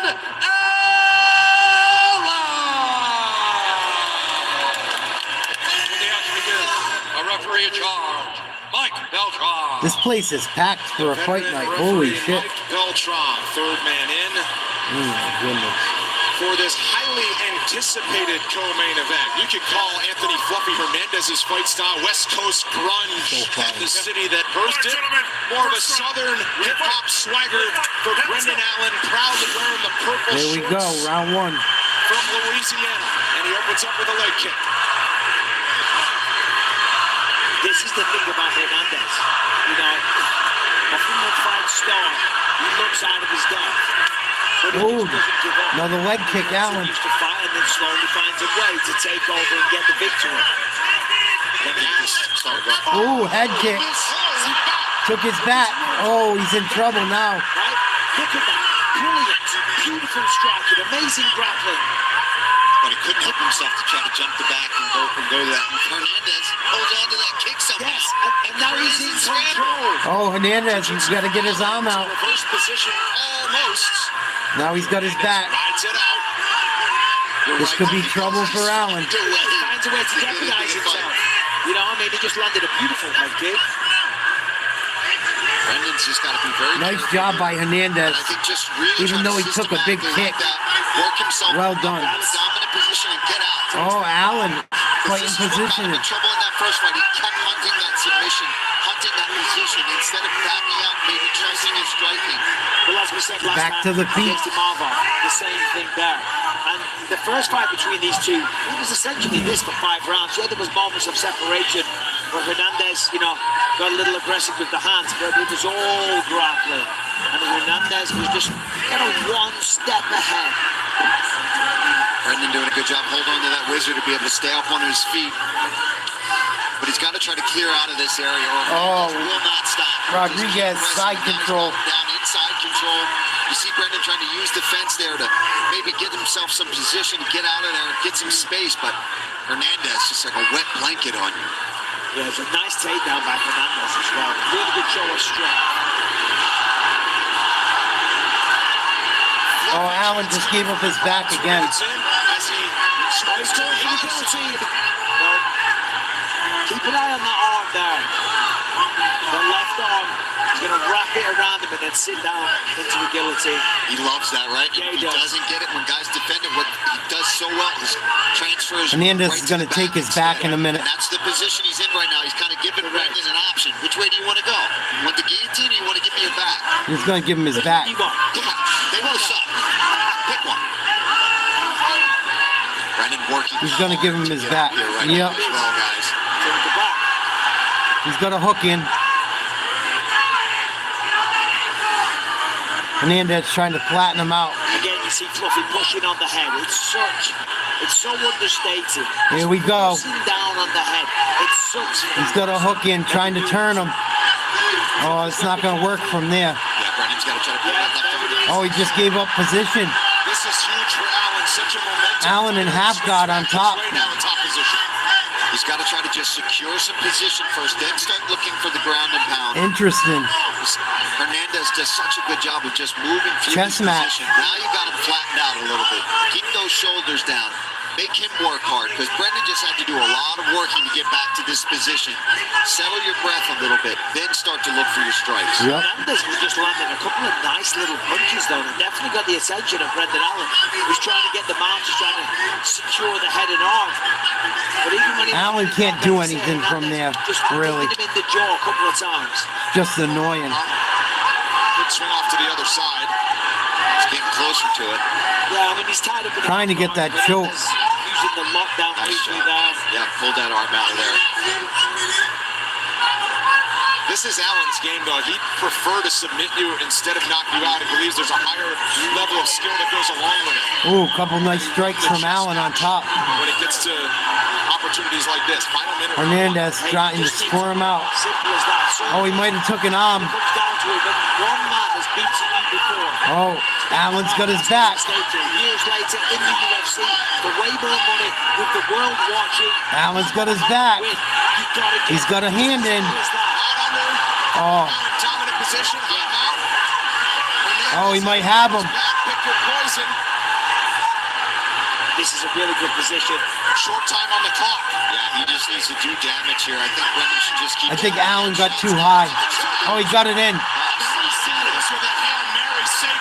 Beautiful defense, though. Wow. The body onto his back. Hernandez rolled to his back just in time. Big elbows, Allen. Allen looks good right now. Wow. Back and forth ground and pound. What up, Maki? Hanging in there. Long day of boxing and UFC. A lot of good fights. One more fight until the main event. The co-main right now. I think the first round's got to go to Brendan Allen. Rodriguez got himself out of a big jam at the end there. Please like, share, subscribe to Nate's Live Talk. We cover all types of sports. I do a podcast a couple times a week about politics and news, amongst other things. Kind of a small, newer YouTube channel. Been around about 10 months. Just building and growing. We cover a lot of sports. If you're a sports fan, please subscribe. Come hang out. We do a lot of fight companions and watch parties for all different sporting events. A bit of doubt into the mind of Hernandez. Hernandez stuck his tongue out there after eating that big shot. He's game for a dogfight, and that's what we have. Brendan Allen close is a plus 250 underdog. The live number has it as a point flip after we watched. Hernandez a takedown. Hernandez right to the ground. Right to it. That's really smart from Hernandez. Don't play around in the feet. Brendan does seem to be a more polished, powerful striker, but it's in these scrambles and the moments that he's been wearing on Allen a little bit. But although Allen was able to reverse that position at the end of the first, land some big damage. I mean, it is interesting to go to that as your only kind of option, because it ended with Brendan Allen in mounts, raining down elbows, getting a lot of success. He's threatening this guillotine. Oh, this is deep. This is really deep up against the cage. Allen might be in trouble. Pops his head out. Oh, that was tight for a minute. In 15 UFC appearances, Brendan Allen has never been submitted. He was only submitted once. It was his third fight in general. If anyone's ever do it, it's Anthony Hernandez. Nice job by Hernandez. Gotta watch out, though. This is so much like their first fight. It's crazy. Brendan just non-stop scrambles. Hernandez gonna take his back. Here we go.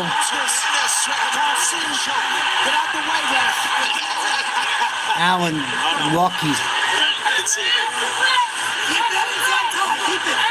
Allen got very lucky.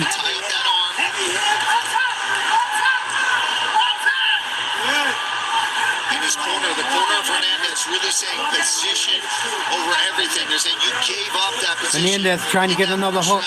Almost had it. Don't do it again. They're just a 3-round fight. Both of these fighters have experienced main events before their time in the UFC and, of course, in the UFC. Hernandez trying to flatten him out. With only 15 minutes total to work. Yeah, you got to think for Brendan Allen, he's been on his back for 2 minutes, getting dominated, getting control. getting chips away out with the strikes. Got a hold of that wrist there. He's trying to control it with a 2-on-1 baseball grip. Alan's going to straighten that leg, try and clear Hernandez almost got him. He's got to There it is. Get back to his feet. Almost too high. There it is. He's going to drive. Nice sprawl. Anaconda. Oh, anaconda choke. The problem is that for both He lost it. he's not setting up the submission, but both of them are so savvy on Side the ground. control They for know Hernandez. immediately what they're going for, what they're trying to do. And they take the necessary precautions, move the correct way, scramble, whatever you got to do. Escapes the legs of Allen. Hernandez dominating this round. Oh, Allen just gave up his back. This is a big round off for Anthony Hernandez so far. And he's trying to finish. Allen's got to be careful. Allen's very close to being finished. 2 takedowns so far for Hernandez. Nice job by Hernandez. Average each time. That, of course, still counting. He went with the roll. Hernandez is actually closing in on the all-time record for middleweight takedowns in the UFC. Allen, nice job. Now he's got Hernandez is back. Hernandez. When Allen reverses and now he's in the driver's seat. Oh no. Wrestlers that we've ever seen in the middleweight division. Crazy. You just wouldn't think it. Now Allen's gonna try and ride Hernandez. Chris Weidman time. Flies under the radar. He's got it in. He's face cranking him now. Oh, he lost it. Good job, slides out of that. Go mount, but finds himself in mount again. This is where Brendan ended round 1, doing damage. He's got to do some damage now, though. The control time has been on. Allen's got his back again. One hook in. This is one of those fights where a lot of it is taking place in the grappling and the wrestling, but man, back and forth, so much fun to watch. 2 hooks in and he lost it. One little mistake from Oh, Hernandez just made him eat a couple. now Hernandez back on top.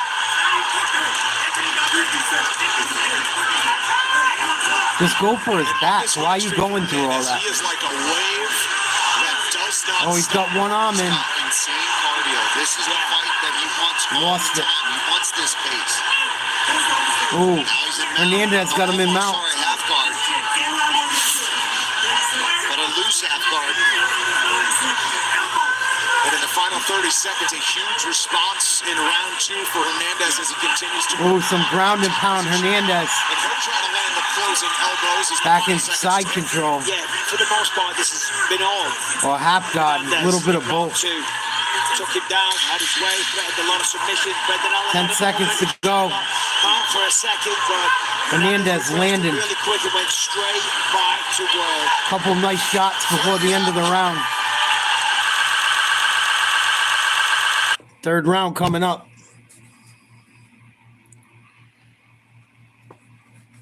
That's cool, Mop. Nothing wrong with that. I think Hernandez is winning this fight so far. Even though it's been a grappling match, it's been fun. Very fun to watch. I love grappling as long as it's exciting. Both guys have had each other in some compromising positions. But I think Hernandez is winning thus far. Big 3rd round coming up. Was established by the government. Quick commercial break before the start of round 3.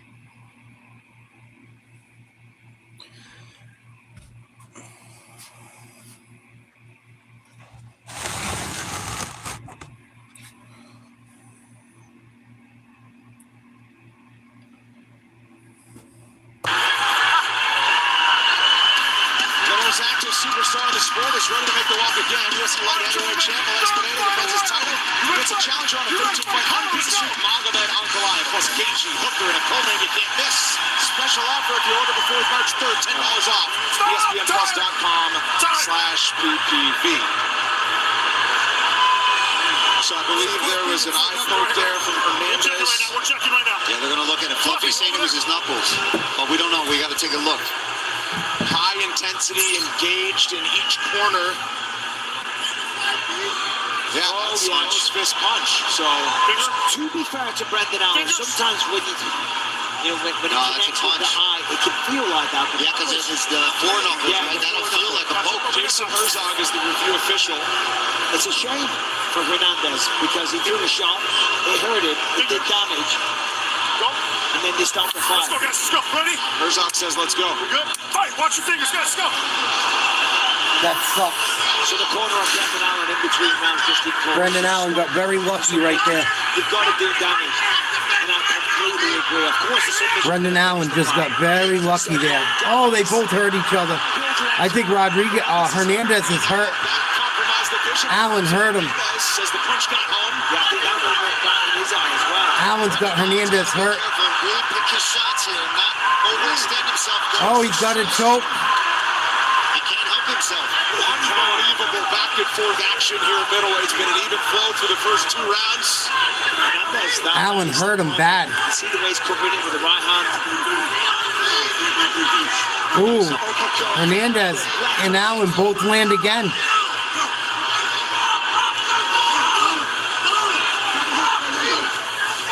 Hernandez Stuck under there, goes under the arm as he's trying to sprawl out. trying for a takedown. To the back a bit here. He's on the side. He's grabbing the cage. Pull that leg out. Brendan's got to disengage from any grappling. Looked like Allen might have got away with a little cage grab Hernandez is the better grappler. for a second or two. In these scenarios. Yeah, I mean, he's winning the majority of the grappling. He is. But Brendan on the feet is landing some really nice work. He's having some big success, doing a lot of damage. But he's just so insistent on going straight back into the clinch and having this kind of battle. Hernandez trying for a takedown. He's got a single. Now he goes to a double. He's going to dump him. Oh, almost. Got the hands up. Good job by Allen fighting it off. But still Wizard. just relentless with it, then drags him forward with the body lock.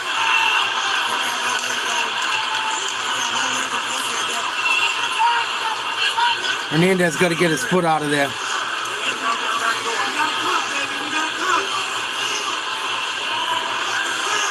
Hernandez just pushes a pace, man.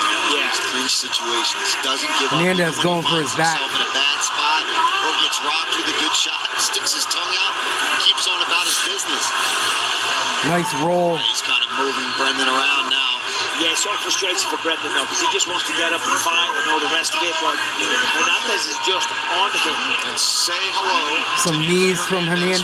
The most takedowns in UFC middleweight history. It's at 44 now, passes Chris Weidman's all-time record. See, that's incredible. That just tells you, you don't think of Anthony Hernandez, as I said before, as this, all-American style wrestler. He's kind of on a switch. Nice job by Hernandez. The gas tank that he has, the grappling in general. His grappling is strong. Put it all together. He could be a champion one day. Hernandez working in front of his Oh, he's going for a choke. They want high posture, keep your weight on the top of him. Final 2 minutes now, and Hernandez is in the driver's seat. Brendan Allen has to do something big. He's got to get back to his feet. He's got to explode. He's waiting for the perfect guillotine. moment. He knows that he's not going to get submitted, but you're going to lose the fight in 90 seconds, more than likely. Trying to roll him. What do you think? On the Oh, yeah, I think it's 1-1. I think it's 1-1, and obviously Hernandez winning this round. Yeah. Oh, he's trying to get him in a cradle. I agree. He's got to. I know it's tough. It's been a grueling race, and that's what you know. You know you're in for that when you're fighting Fluffy Hernandez. You know you're going to be in a fight where the pace is pushed. But he has got to find a way to get back up to his feet if he wants to get back in this fight and potentially Minute to go. do some damage with a minute left. And Fluffy's just not going to allow that. Oh, he's got his back. Neck crank. Oh, he got out. Fights it off. He's going to pull that left arm out. He's got to find a way back to his feet. Nice job by Hernandez fighting him off. Is a huge enemy of Allen now. Allen almost had a reversal. Swing that right leg over. Good job by Hernandez. Oh, he lost it. Oh, man. And he gave up top position. Allen had a shot. Ground and pound. Hernandez is beating the shit out of him. And this is a great way to end. Fluffy on top, dropping elbows, hammering the body. Last 10 seconds. Time out on Brendan Allen as Fluffy Hernandez looks to ride his winning streak into the top 10. It goes the distance Wow. between ranked middleweight Tough fight. contenders. I think Hernandez won. For Fluffy Hernandez and Brendan out. How do the judges see our co-main event? We'll find out next. Hernandez had a lot of riding time. Hernandez dominated the ground for the most part in Lodge. Triple C versus Song Yadong's fighting next. Brendan Allen and Anthony Hernandez just finished up. Be a close decision either way. I think Hernandez edged him. Decent night of fights again for a fight night. Definitely was worth watching. Most definitely was worth watching this tonight.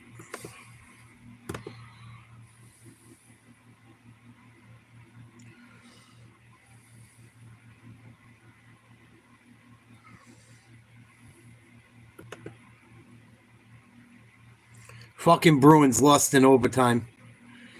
Motherfuckers. That's why I did this. I was going to do the Bruins game. I go, they're going to fucking blow it. I'm watching UFC. Here we go to the decision.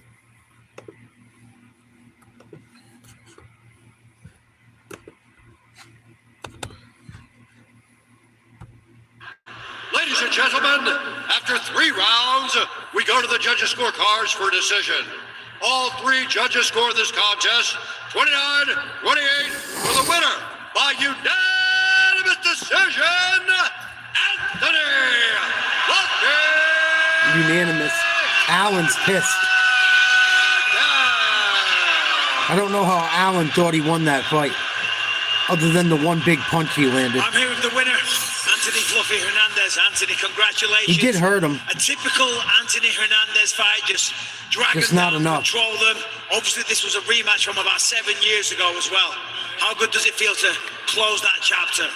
Man, it's good. I got to prove what I knew, that I could shut him down this time and not. I still had some scrambles because obviously he's a fucking beast. But it's good to come out and show what I can do with top 9. I plan on getting better for the next one. I'm sorry about the performance. I just finished my antibiotics yesterday. It was sick as fuck. But I came here and I made this shit happen. So hope you guys enjoyed the show. That was high-level grappling the whole time. It was. Given the fact that you had gone 5 rounds with him a long time ago, what was the strategy or the game plan coming into this? Last time he fucked me up with the kicks. I didn't want that to happen again, you know what I mean? So it was get in his face and be mean. And I thought that would break him eventually. And he kept fighting because he's a tough motherfucker. So check this out. You just passed Chris Weidman for the most takedowns in middleweight history. First of all, that's incredible. Pretty and secondly, impressive. who do you want next? Thank you, man. That's fucking awesome. I don't know. Whoever's ahead of me, I want to get the belt, so give me someone who's going to prove that I'm ready for the title. Can't wait to see it. Congratulations on a great performance. Ladies and gentlemen, your winner, Anthony Fluffy Hernandez. He can grapple. The streak is now 7 for Fluffy on his way up the ranks. Come Monday, he will call himself a top 10 contender, and there's a lot of fresh matchups in that division. Yeah, middleweight. To lick his chops with. We come to you from downtown Seattle. Look at the Space Needle, the iconic symbol of this city, opening. How the fuck is it 11 o'clock already? Holy shit. Where the fuck did the day go? Wow. You guys on the West Coast got it made. You get to watch all this shit early in the evening. By the time this is over, I'm going to be fucking dead tomorrow. Ugh. It flew by. Flew by. I covered 3 boxing matches. Took 45 minutes off to charge my phone. And then watched this. And before I knew it, the fucking day's over. Wow. It must be so cool to be on the West Coast. Like, when this fight's over, it's going to be like fucking 7 o'clock, 8 o'clock, or, 8:30, 9 o'clock.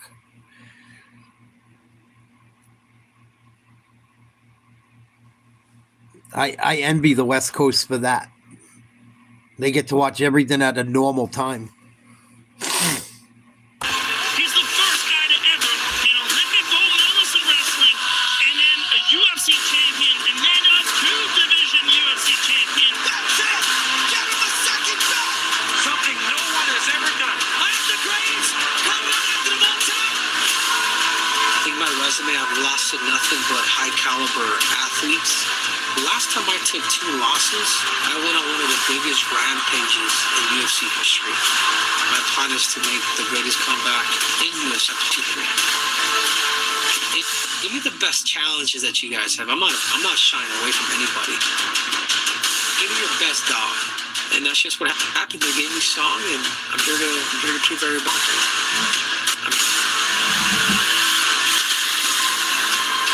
这场比赛就是一场年轻人对阵将要退役的这个中老年人的一个对决，然后我觉得他是非常有名的选手，所有人会看着。You still battling zombies yet? Or are you done for the night?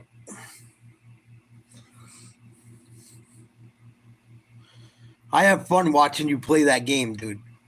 That shit is dope. It's like a grown-up cartoon for me. It's like Sunday morning cartoons, but I get to watch that here and there for adults.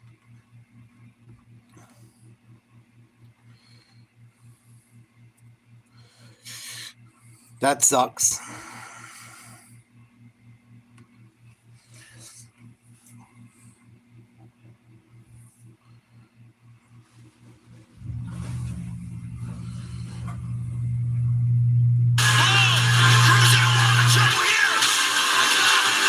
Fucking 我觉得我会给他一些压力，然后再加上我的战力打击，我觉得我会拿下这场比赛。这场比赛走势就是比赛一开始我就会给他压力，然后直到把他 KO。I see myself on top of him, raining punches, raining elbows, and seeing the ref pull me off. Here we go.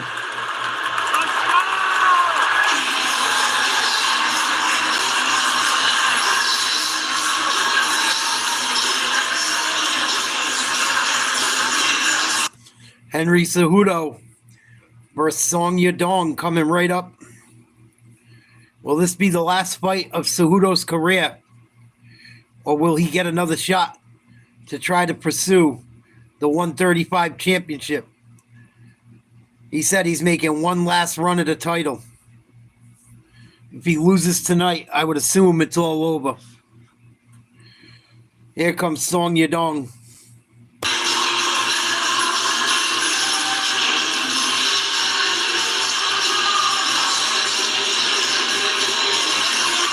He fought a couple months ago, I think. I want to say a couple months ago. He's fought a couple times at 135. He lost one. I think he won one. He might have lost two and lost one, actually. He went up in weight, and he's been struggling a little bit. But he said that before he took this fight, he said this would be his last shot, trying to make it back to the top. So I would assume a loss tonight, he calls it a career. Song Yadong's dangerous. He's been in the top 10 for a while now.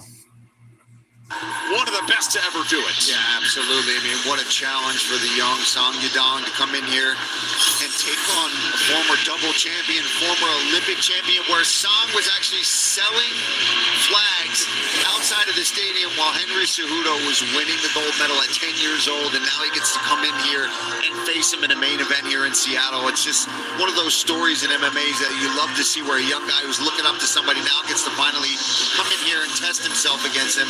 And you know, Uriah Faber has been... He went up to 135 mark, but still tough. He went up to 135 a while back. I got a feeling Cejudo is going to have some trouble tonight. He's going to have to wrestle his ass off. It's going to come down to how he can handle the wrestling and the pressure from Henry Cejudo as well. Yeah, without question. As we know, the striking, the boxing in particular from Song Yadong, it's beautiful. And that's by far his best attribute. And when you look at the record, 21-8, you think, well, he's had a few losses. But the man is consistently improving. And he's fought a lot of the best fighters on the roster over the course of his UFC career. And the main thing is what Uriah Faber said, and you touched on it there, is that he's understanding the grappling transitions and why you do certain things. Whereas Uriah Faber. like a robot, he would follow what he was told. Now he really understands the minutiae of these grappling scenarios that he finds himself in. And against Henry Cejudo, Uriah Faber is so cringe. by far the biggest opportunity in his career. This or that will be crucial. He's been on the cusp as a serious bantamweight contender and probably the deepest and most talent-rich weight class in the UFC. He could be on the cusp no longer. He would be into it as a serious contender if he turns back Henry Cejudo. Right, yeah. It's like one of my legs. Even 135.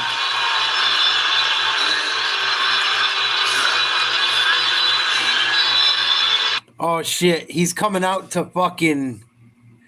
For a guy that don't like Sean O'Malley, you would think he wouldn't come out to the same music from the same... Well, not the same music, but for a guy that don't like O'Malley, you would think he wouldn't come out to the same artist as O'Malley does. Right, let's go triple cringe. What's a scam, Fence Off? What's a scam now? Everything's a fucking scam. Please, please, enlighten me what's a scam. Holy shit.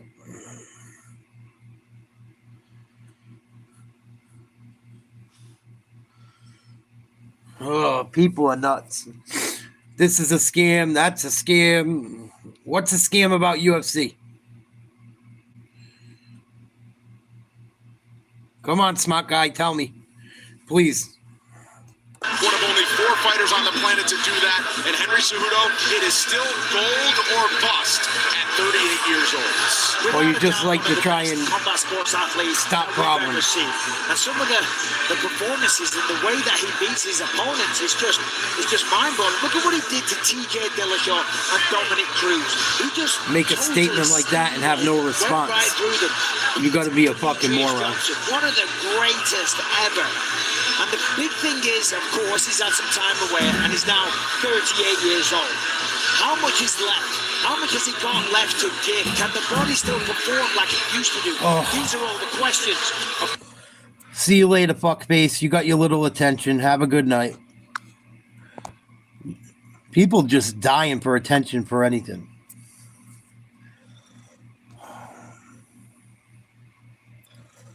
Fucking idiot. Has driven home to Henry, hold on a minute, I've still got this ball. I'm still capable of this. And at 38, I'm going on Idiot. one last run.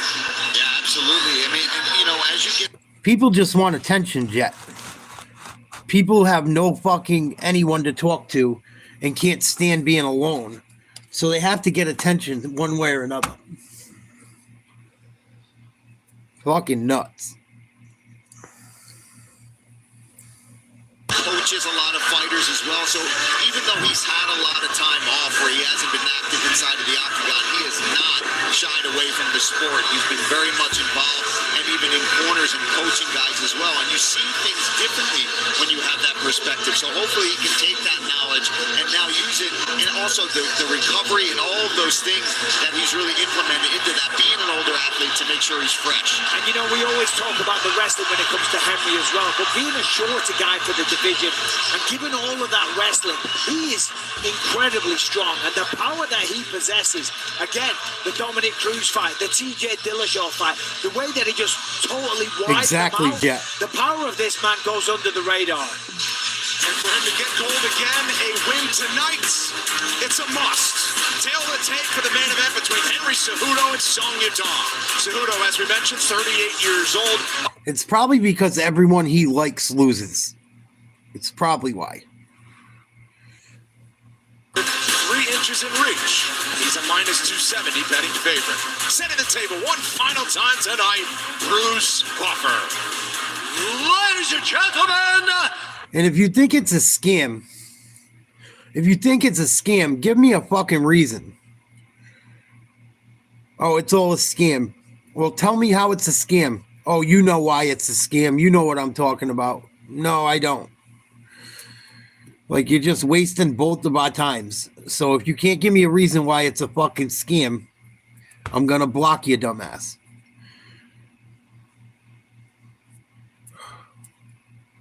That's why I block them all. Every last one of them. I don't give a fuck. I don't care. I probably blocked 1,000 people already. Fuck them. I don't need them. You all been waiting for. I don't want to hang out with douchebags. From the sold-out Climate Pledge Arena in Seattle, Washington.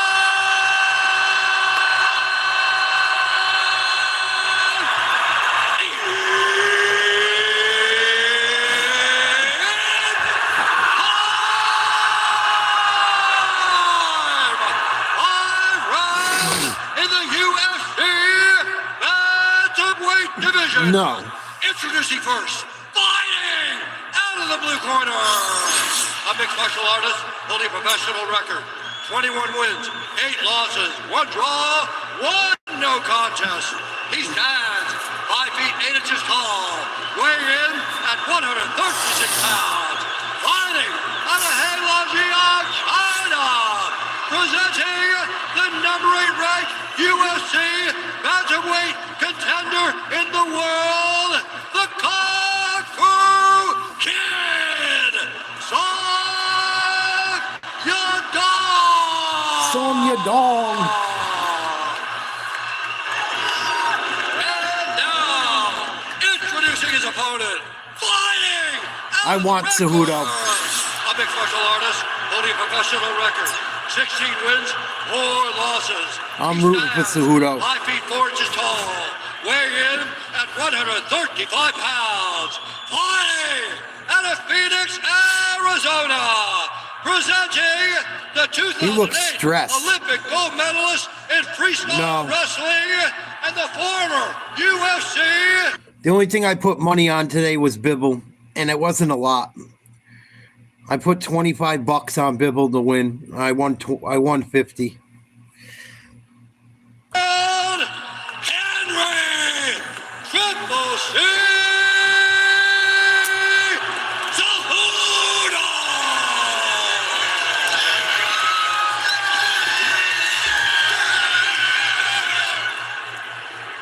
Okay, that's one of the rules of the back. There were no final questions for me to review. If you want to touch on it now, come on, ready to fight. Here we go. Cejudo, Song Yadong, round 1 of 5. I've never been to a Seahawks game in a stadium that's known as one of the loudest on the planet. After tonight, I don't know if my eardrums can handle it. This group of fans in Seattle has been at a fever pitch all night. Song Yadong says he'll retire Cejudo with an impressive win. Cejudo and a return to the win column would be, in a word, nirvana. First of 5 rounds if needed. Early we see the same kind of fast twitch feints that we're used to from Henry Cejudo. Feinting the level change, twitching the shoulders. And one thing that Uriah Faber, the coach of Song Yadong, spoke about this week, he said he doesn't think the commitment level for Henry Cejudo is still there. Oh, Cejudo coming forward. He said he's off doing other things, he's doing the podcast. He's become a legendary fighter. He's got all the accolades. He'll be in the Hall of Fame. He said, where Song Yadong is just crushing it every single day in the gym, doing everything he can, tying in the training partners, making all Song Yadong doesn't really want to come forward, it looks like. Probably afraid of a takedown. We'll see.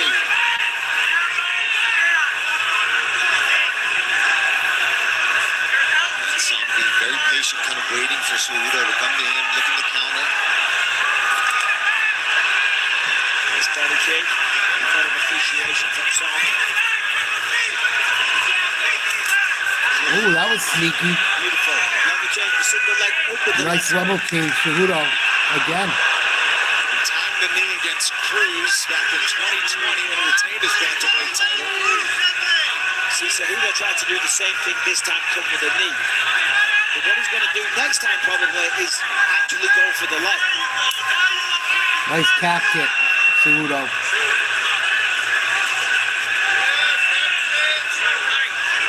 Song wisely, very economical with his strike output right now. You don't want to go forward, you don't want to throw too much. The thing is with Cejudo though, Nice body shot. as a wrestler. Song, leg kick, Song. Knockouts and stoppages, big power in his hands. Yeah, so fast. Close to the distance so well. Left hand, you're down. First round against Merab, landed a left hook and a stunned Merab. Calf kick, Song. Really good footwork from Song again, not allowing himself to be backed up.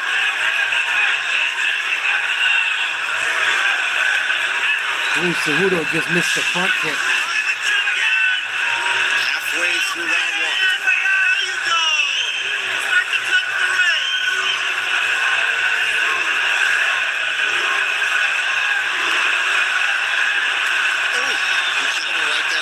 Song made him pay there. Again. Having trouble kind of really finding that range, being explosive, but he's given him a lot of looks, a lot of feints, and he has already a couple times just feinted at that takedown, and that's good for Cejudo. He wants to keep Song guessing. He doesn't want to be predictable. And so far, in terms of a pace to sustain for 5 rounds, Song's very economical, not a lot of wasted movement. Henry, there's a lot of erraticness, a lot of feints, a lot of explosions. Over 5 rounds, that's going to slow you down. Cejudo afraid to fire. Finally does. Oh, that hurt Song's leg. Yeah, it was. Saw that step. So Cejudo tested it again quickly. And again. Another leg kick, That's Cejudo. smart from Cejudo. I'd stay on that leg. And again. Another calf kick. Even the check, though. When it's low like that, it hurts.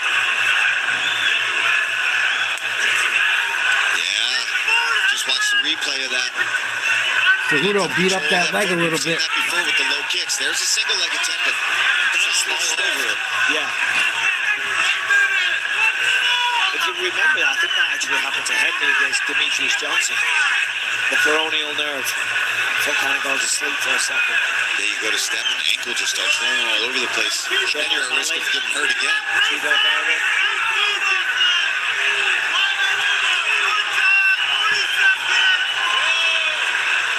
Being very patient here. See Henry trying to level change and find his way in past that range of Song down. And Song again, just really good movement, getting his way out of there and then circling back around so he's not forced up against the fence. Come on. There you go. Cejudo. Yeah, trapped him with that one. Oh, Cejudo just ate one. Combination lands from Song. Final 10 seconds around one. Cejudo made Trinidad pay back.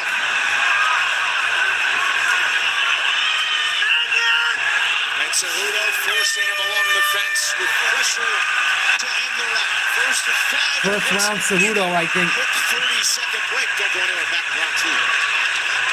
I think Cejudo might have edged him. Feel it. I give Cejudo the edge in round 1. Barely. He finished strong.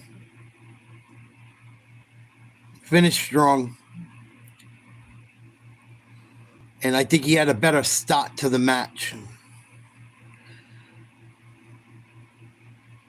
I got it 1-0 Cejudo. It's close.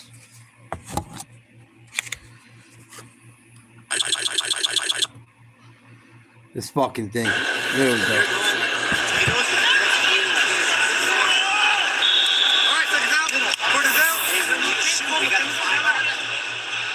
Here you see Henry Cejudo going upstairs. Song grabbed his kick and hit him with a right hook. Had a nice little exchange. Caught him with a little bit of that left hook. And And here's where he lands that kick, and you see Song go to take a step here, kind of rolls his foot. He caught it though. Commercials can wait. We will keep it here for the Second round. main event as they touch gloves to Cejudo Song. Round 2. Fight. So as I said, a very economical approach from Song Yudong. However, with the more activity, Ooh. you are trying to win rounds. If it goes to a A decision, lot of calf kicks. Henry was definitely Both busy guys. forcing the action a little bit more. He's going forward. He's trying to explode in these shots. Level changing. Cejudo went for an ankle pick. Almost got him. Song's doing a really good job of backing up. Nice body shot Left or right. Most of the time, by back Song. goes right. Doesn't go from that bridge more than 2 or 3 steps. Yeah, he's got to try to start finding the counters when Henry explodes in like that. When the explosion stops, then he's going to bounce back in. Ooh, nice. Checked it. Still hurt though.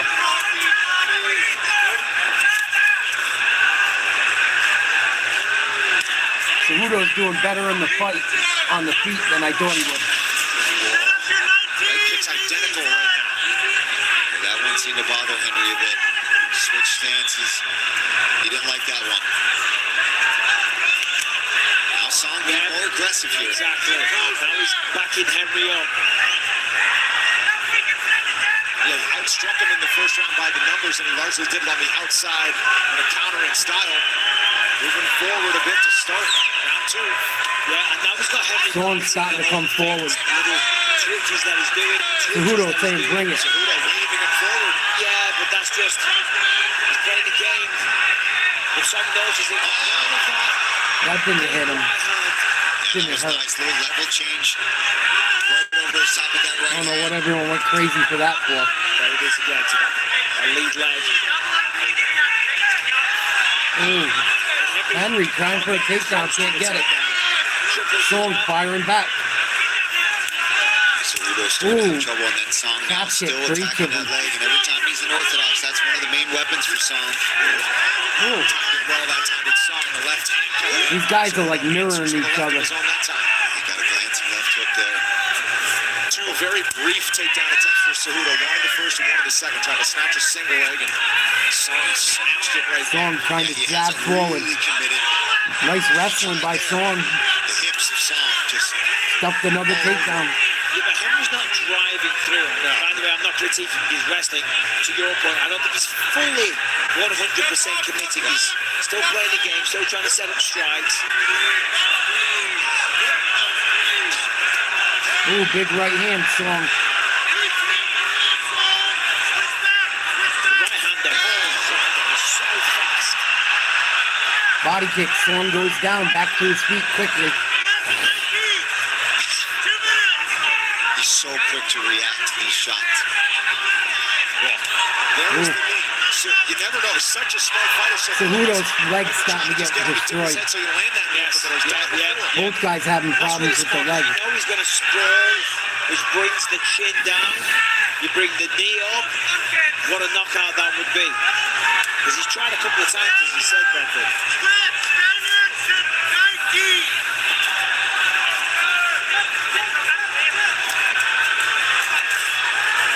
Nice defense by Cejudo. 38 years old. You know, things do slow down a little bit. You can't do what you could when you were 20. And that's just a fact. So maybe Henry's relying on the fact, listen, Ooh, nice jab, Cejudo. I got his attention. Biggest punch Body shot. for Cejudo lands. You know, one thing people are going to work on if you're fighting an Olympic gold medalist, they're going to work the sprawl. And it just becomes encoded into their brain. Yeah, as soon as you see any attempt to go low, your hips just come back. Sprawl. So it's really smart. Ooh. Identify that. And the right hand left hook gets Cejudo winning on the feet. Wow. Oh, now Song looking for a takedown. Nice shot from Cejudo. Momentum starting to swing back towards Henry Cejudo here. Nice block, Cejudo. Nice jab, Cejudo. Another jab, Cejudo.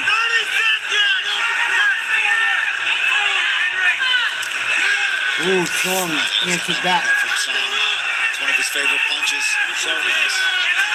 Wow, Song's up in the strikes. He's got a beautiful right hand. usually too. It can be straight. Didn't seem like it. There's a left hook that gets through, but Oh, he busted him. Song's bleeding. Another jab. chaotic close to round 2. Close fight.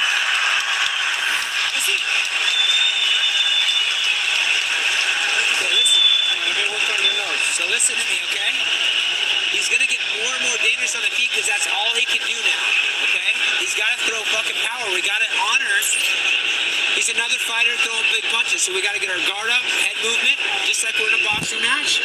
But no, he's gonna try to use that to set up a later takedown. We're doing a great job. I think Cejudo looks pretty good. Rolling overhand left. Step back. He's taking a lot of calf kicks. Both of them have. They're both having trouble with their footwork at times from eating so many calf kicks. They say Song has more significant strikes, but I think Cejudo's winning. I don't see it that. I think Cejudo's done more damage. But we'll see. I guess significant strike-wise, they say your dong's up. Just in case you're Dan Hooker and a co-main you can't miss. Purchase UFC 313 before March 3rd. You'll get $10 off. There we go, round 3 out of 5. That was beautiful corner work. The side of Sonny Don. Danny Castillo in the right favor there, giving perfect instructions. Nice and calm. So look, listen, now the fight's going to revert to just another guy throwing heavy punches at you. He's done with the wrestling. The legs chewed up as well. Nice left, Cejudo. Another left. Just finally typical style. Henry's coming out. He's landing with that left hand to the chin for Cejudo in the opening 40 seconds. Another left, Cejudo. I think he hurt him. Good chin, man. He's been cutting some good shots from Song. Look at the size of his head. Song's starting to get dazed, I think. Safety Jones. Still fading that takedown. Nice right. Back to Song. Cejudo. Really good for Henry. Ooh, Song lands a few. Cejudo says, come on, more. Good job there. Back and forth, back and forth. The hands aren't coming back to the chin though, when Henry throws. When he throws the jab, he's coming down to his waist and then back up. He's got to be careful though. He's going to get clipped. Right there, you can see it. Every single time. Strong start for Song through the first 10 minutes. But that was the story against Piotr Jan in his last appearance, which came last March in Miami. I don't know what that was. Tried for a flying knee. See how he withstands. I think. 3.5 as we need it.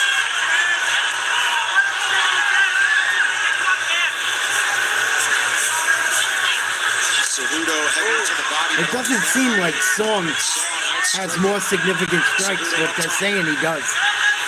It doesn't feel that way.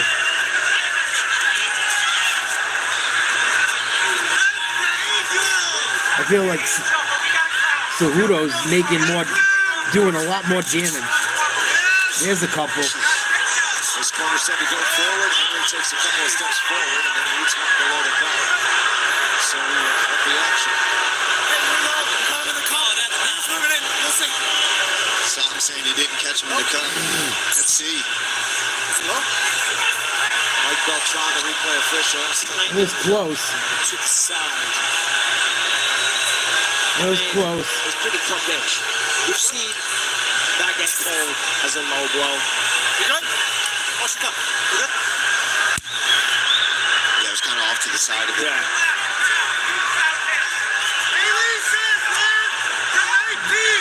Someone's just doing a really good job of just getting out of the way just a little bit. Staying in the pocket to let these counters. Cejudo lands again.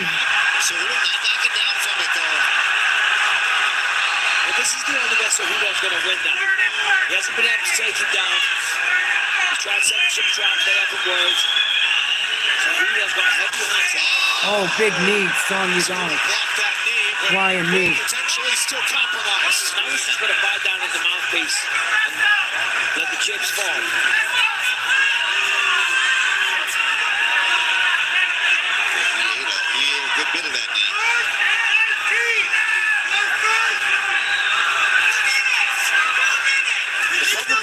Ooh, big exchange from both fighters. He knows. I can slow it down. Song Yadong looking better this round. Right back to the leg kick. I think that's important for Song. Chew up those legs. And they told him that in the corner, too. That I think his legs messed up. Keep on that. Keep chopping those legs. Ooh, big right hand, Cejudo. Cejudo, just what you think. Man, chin going one way. Chin on Song, too. Big time. That was a knockout shot.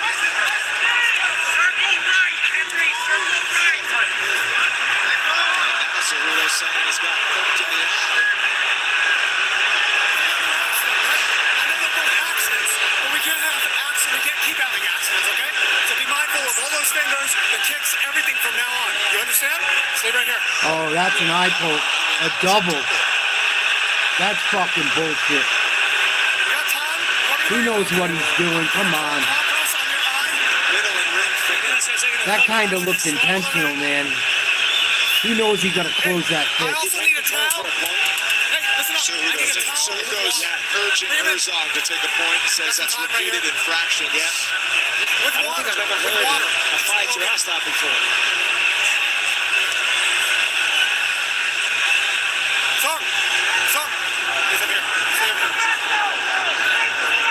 I don't know if he can see. The Hall of Famers can work the referees for calls no matter the sport. Well, that's it. I mean, Herzog decides. He's been around the sport. He's been around wrestling. You know, as Paul said, he's got the podcast, breaks down fights. You know, you look at it, you get a little wiser. Double eye poke. Come on. Why didn't he close the fist? No, I don't hate it. What I'm saying is the experience level. To try and influence. He already kicked him in the balls. A point would loom large. What the if it does fuck? happen. I doubt that Jason Herzog will, but it is his full discretion. I'd take a point. Well, Jason Fuck isn't that. the type of referee to be influenced by a comment by a fighter. If he warrants it, he will do it. For his eye. Now, he has warned I got you. Song Yadong on a couple of occasions now. Put that on the rag, right here. So you never On know. the rag and then on the rag on That the side. shit, I don't know, man. That's good. Perfect. Double fingers, That's good. throwing a there? fucking counter punch. Yep, that's fine. You're good. Close your piss. You have 1 minute and 16 seconds. Left in the round? In the round. Yeah. Okay, we're good. No. Keep that. You keep that. And if Henry started to slow down a little bit as well, You ready again, here? the older You're good. fighter. You can continue. not a We'll bad give you thing. some time here. Please out there. Expertly handled as you'd expect from Jason Herzog. And let's see what he does. The water in the Take a divers. fucking Doesn't point. want Cejudo to reflexively take a sip. That would not be allowed. Just wanted to pour it on the rag. You ready here? Okay. Cejudo asking for a little bit more time. 2.5 minutes in and counting. He has up to 5. It's a veteran move. Cejudo It's knows very what he's smart. doing. He's not Take your stupid. time. He's clearly slowing down a little bit, just a touch, you know, and that's giving Song Yadong a slight advantage. Take all the time in the world. Yeah, we're talking about a vet here. You know what I mean? He knows he's got 5 minutes to take his time and clear this. It's not his fault that Yeah, Song take your Yadong time. Are you ready? Are you ready? Oh, Which take your is time. a disadvantage. Are you ready? So therefore turn it into an advantage. He got it in both eyes. Take the time. Suck it up. That's what I do. And this is why refereeing is such a tough job because, you know, accidental or not, it affects the fight. So sometimes you like to see a point taken away if it affects the fight so much. I know it looms large and the referee doesn't want to be part of the story, but how do you sit on that? Well, there's been multiple eye pokes. At some point, they need to start deducting points. Yeah. It's as simple He's as gonna that. kick in the dick. I'm a huge fan of Song Yadong and his entire team, but that was a bad one. That was a double eye poke. How's your vision? They should take a point. That will send a Bullshit. message. Referees need to take points I just need time. a lot faster. Okay? And he knows what he's doing. He doesn't need the time, but I don't blame him. He just needs double eye poke. Play it to your side. I don't know if that's going to Referees need change. to take points. I'll give you time. You think so? No, I'll give you time. Never been poked like that. I understand. I'll give you time. Cejudo's playing the game. He wants a point taker. Sorry. A minute left. Okay. Definitely. You got 1 minute, okay? You got 1 minute to make a decision. Okay, I'll give you the minute. Herzog was saying, are you ready to go? He's gonna fight. says he wants to continue to fight, but he was kind of saying, I've never had vision like that within a fight. And Herzog says, be careful what you say. You just stay loose and ready, okay? Yeah, but the rule is he's allowed 5 minutes. Yeah. So he's like, I'm fine, I just need my 5 minutes.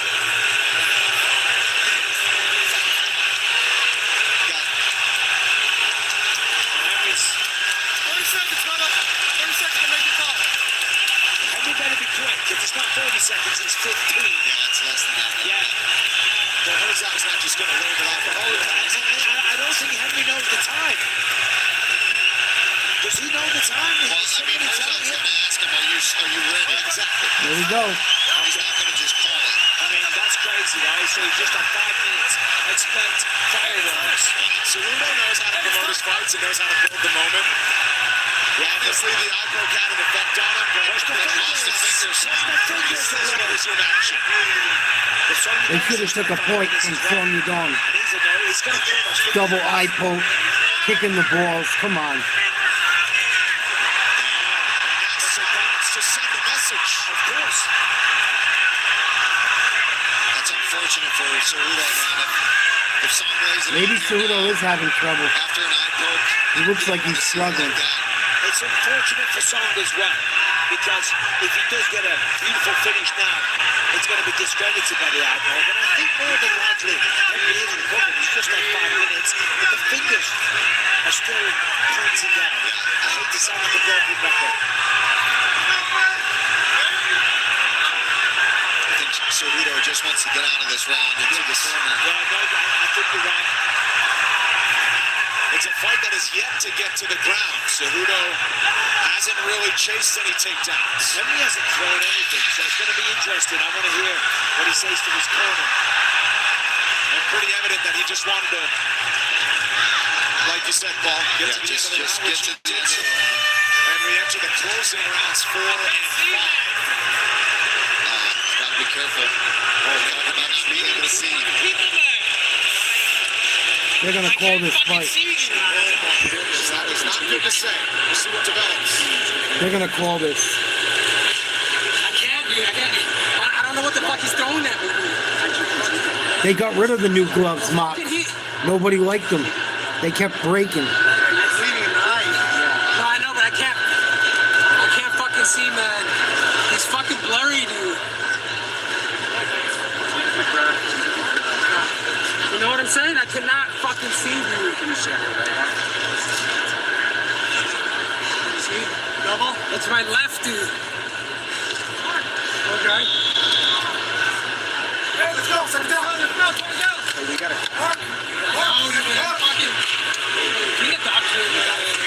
We need to see it. That eye poke, he can't fucking see it. It's serious. He don't want to lose his fucking eye. I can't see, it's the fucking left. He can't see on the left. Ringside position, we'll take a look.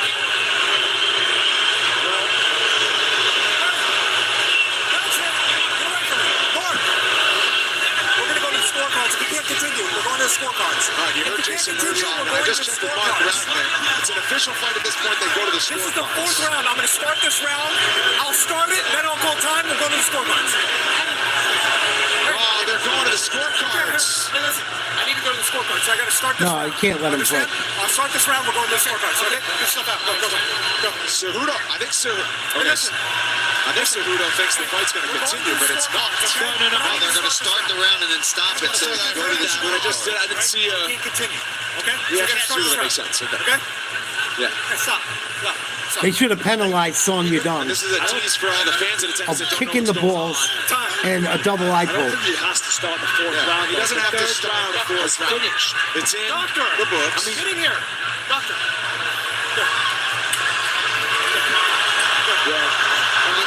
This is too bad, and the fans in attendance don't know. This guy has the microphone with Jason Herzog, and so now They're going to be pissed. this round is all you need. This is a terrible night for We can't continue. We have to start the round with the score. Okay? One of the best crowds. So we need to score the round. Score the round. Yeah. Yeah, and Song Yadong, as you said, Michael, people will discredit what he did. What an end of a shitty fucking. He won the 3 rounds. It was such a good night of fights up until then. But he figures to get his hand raised and what would be his biggest career win. Exactly, that's what I was going to say. He's about to get his hand raised. Incidental foul. The cleaner guy has started off really, really strong. More than half could be finished. Now, only Henry knows the extent of the damage that is just. Yes, so we'll go to the scorecards. He gets all the way scored through. I don't know how they are. At least you get that. Because if not, it's a DQ, right? Yes, sir. So we're going to the scorecards because he could not continue. They're going to start taking points now, say this. straight More away than half when of I the scheduled rounds have been completed. Cejudo did more damage. Song Yadong has a lot more significant strikes. I think they're going to give it to Song Yadong, even with the 3 fouls. With their fingers. Tell you what, if he took a point, we're probably looking, potentially looking at a If draw. they took a point, it's probably a draw. But if Song ended up winning all 3 rounds, then it'd be a 29-27 anyway. So that's all what could have happened, what will happen. Song Yadong, I think, is going to win this. When we get the official scorecards. It's just unfortunate for everybody involved. You know, it was a really fun fight. They were really getting into it. I would have loved to have seen rounds 4 and 5 if there wasn't a poke. But, you know, Cejudo's going to fight again now. Cejudo really can't see out of his left eye. I don't want to see him continue either. And also, when you're that vocal about it, you give the referee and the doctor and everybody. Double eye poke. Come on. You know, I think that's kind of what Cejudo was doing. He fought with his hands like that all night. You kind of want to make that vocal because you'd rather almost go to the scorecards and going out there, I can't see out of my left eye, and then you get KO'd. At least Cejudo from here can kind of, if he loses a decision, he can figure, okay, I got poked in the eye that really sucked. Cejudo's such a troll. You don't even know if he's telling the truth. Or whatever it would be. And these two had immense respect for one another. Cejudo did some soul searching as to the future of his fighting career and then called We'll run it back. He's not done. And said, give me your toughest dog. Give me the guy on the way up. I'll take on that challenge. And for Song Yadong, he wanted it to be more impressive. What a shitty end of the night. Bruce Buffer, one final time. Ladies and gentlemen, after 3 rounds, we go to the judges' scorecards for decision. The judges score the contest 29-28, 29-28, and 30-27 for the winner by Song technical Yadong. decision, the Kung Fu Kid, Song Yadong.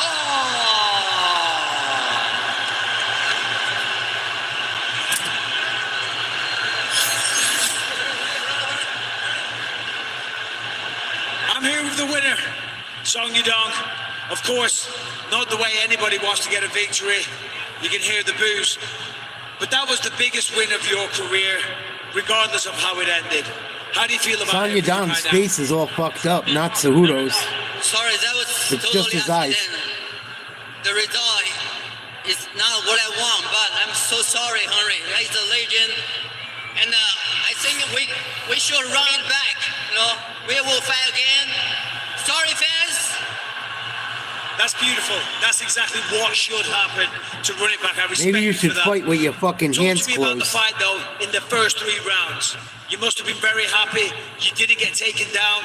The boxing looks really good. Yeah, Henry did a very great job. Hey, yeah, so many experience. 3 fouls, I Jeff. learned a lot from this fight. But 3. He kicked him in the balls the round before. Rematch, in a rematch. Typically, I would say, what do you want next? Fucking but gook it's a rematch, motherfucker. 100% that you won. Well, congratulations, ladies and gentlemen. Song Yadong.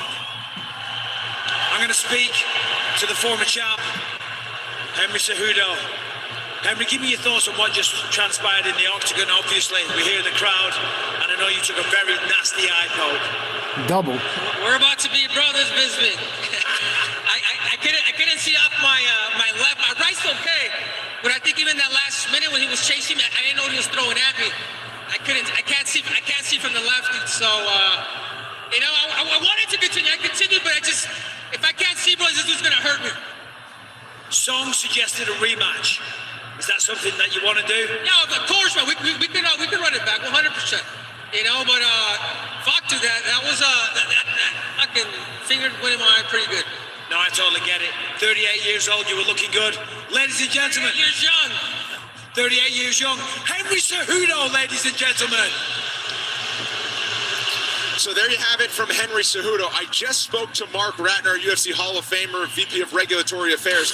He told me that it would have been a no contest if it was stopped. Cejudo just should have stopped it when he didn't feel right. It would have been a no contest over. That was stupid of him. Seconds get 3 full rounds in the books. No matter how you spin it, a clunky ending, it would have been a majority draw if he took the point. Yeah. So there will be some controversy and a lot of conversation. Oh, yeah, for sure. Herzog should have took a point. I don't think he realizes that right now, that if it had been stopped then, it would have been a no contest. And instead, it was forced into that 4th round. A very, very confusing situation there tonight. So, I like the fact that Songy don't call for a rematch straight away. That is what you're supposed to say. Nobody Damage wants to win control, like that. Bisping. He did foul it. It was a terrible one. It was egregious. It was a double eye poke. So he gets the win on a technicality based upon the word that he did. But you know what it's like, well, we're fighters. That's not a real victory. No. So that's the correct thing. Run it right back. Yeah, I agree. I'd like to see it. Yeah, we'll rehash what happens and have our final. Cejudo fucked up. He should have said, I can't go on. Awful main event ending. Awful ending of a great night. Other than that, it was like a really good night of free fights. What a fucking shame. What a fucking shame. Song Yadong got to learn how to fucking stop poking people in the eyes. He's done that quite a few times.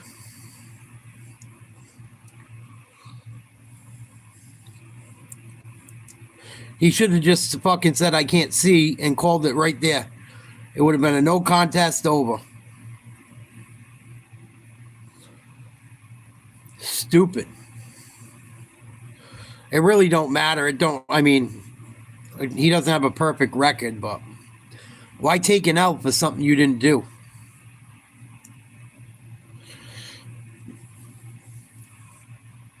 I don't agree with it. Another thing about it too, right? Kind of like the Bibble fight earlier.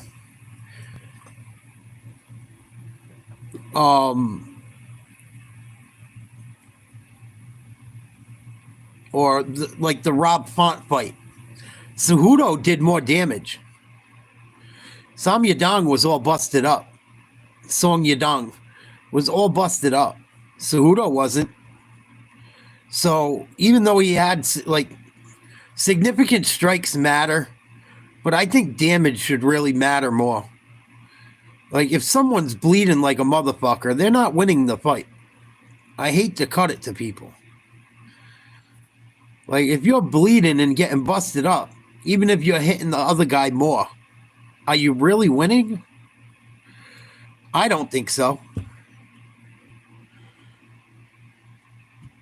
I think if you're bleeding and your shit's busted, you're probably fucking losing.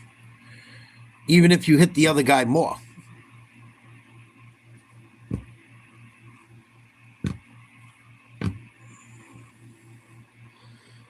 Yeah, but regardless of who opens up more, it's who does the damage, I feel like. You know, Song Yadong hit him twice as many times as he hit him almost. And Song Yadong was the one fucking leaking. Yeah, I'm gonna check out the press conference for sure. I think Dana's gonna be pretty pissed off. But I think if people are busted up, the judges should take that into consideration to some degree.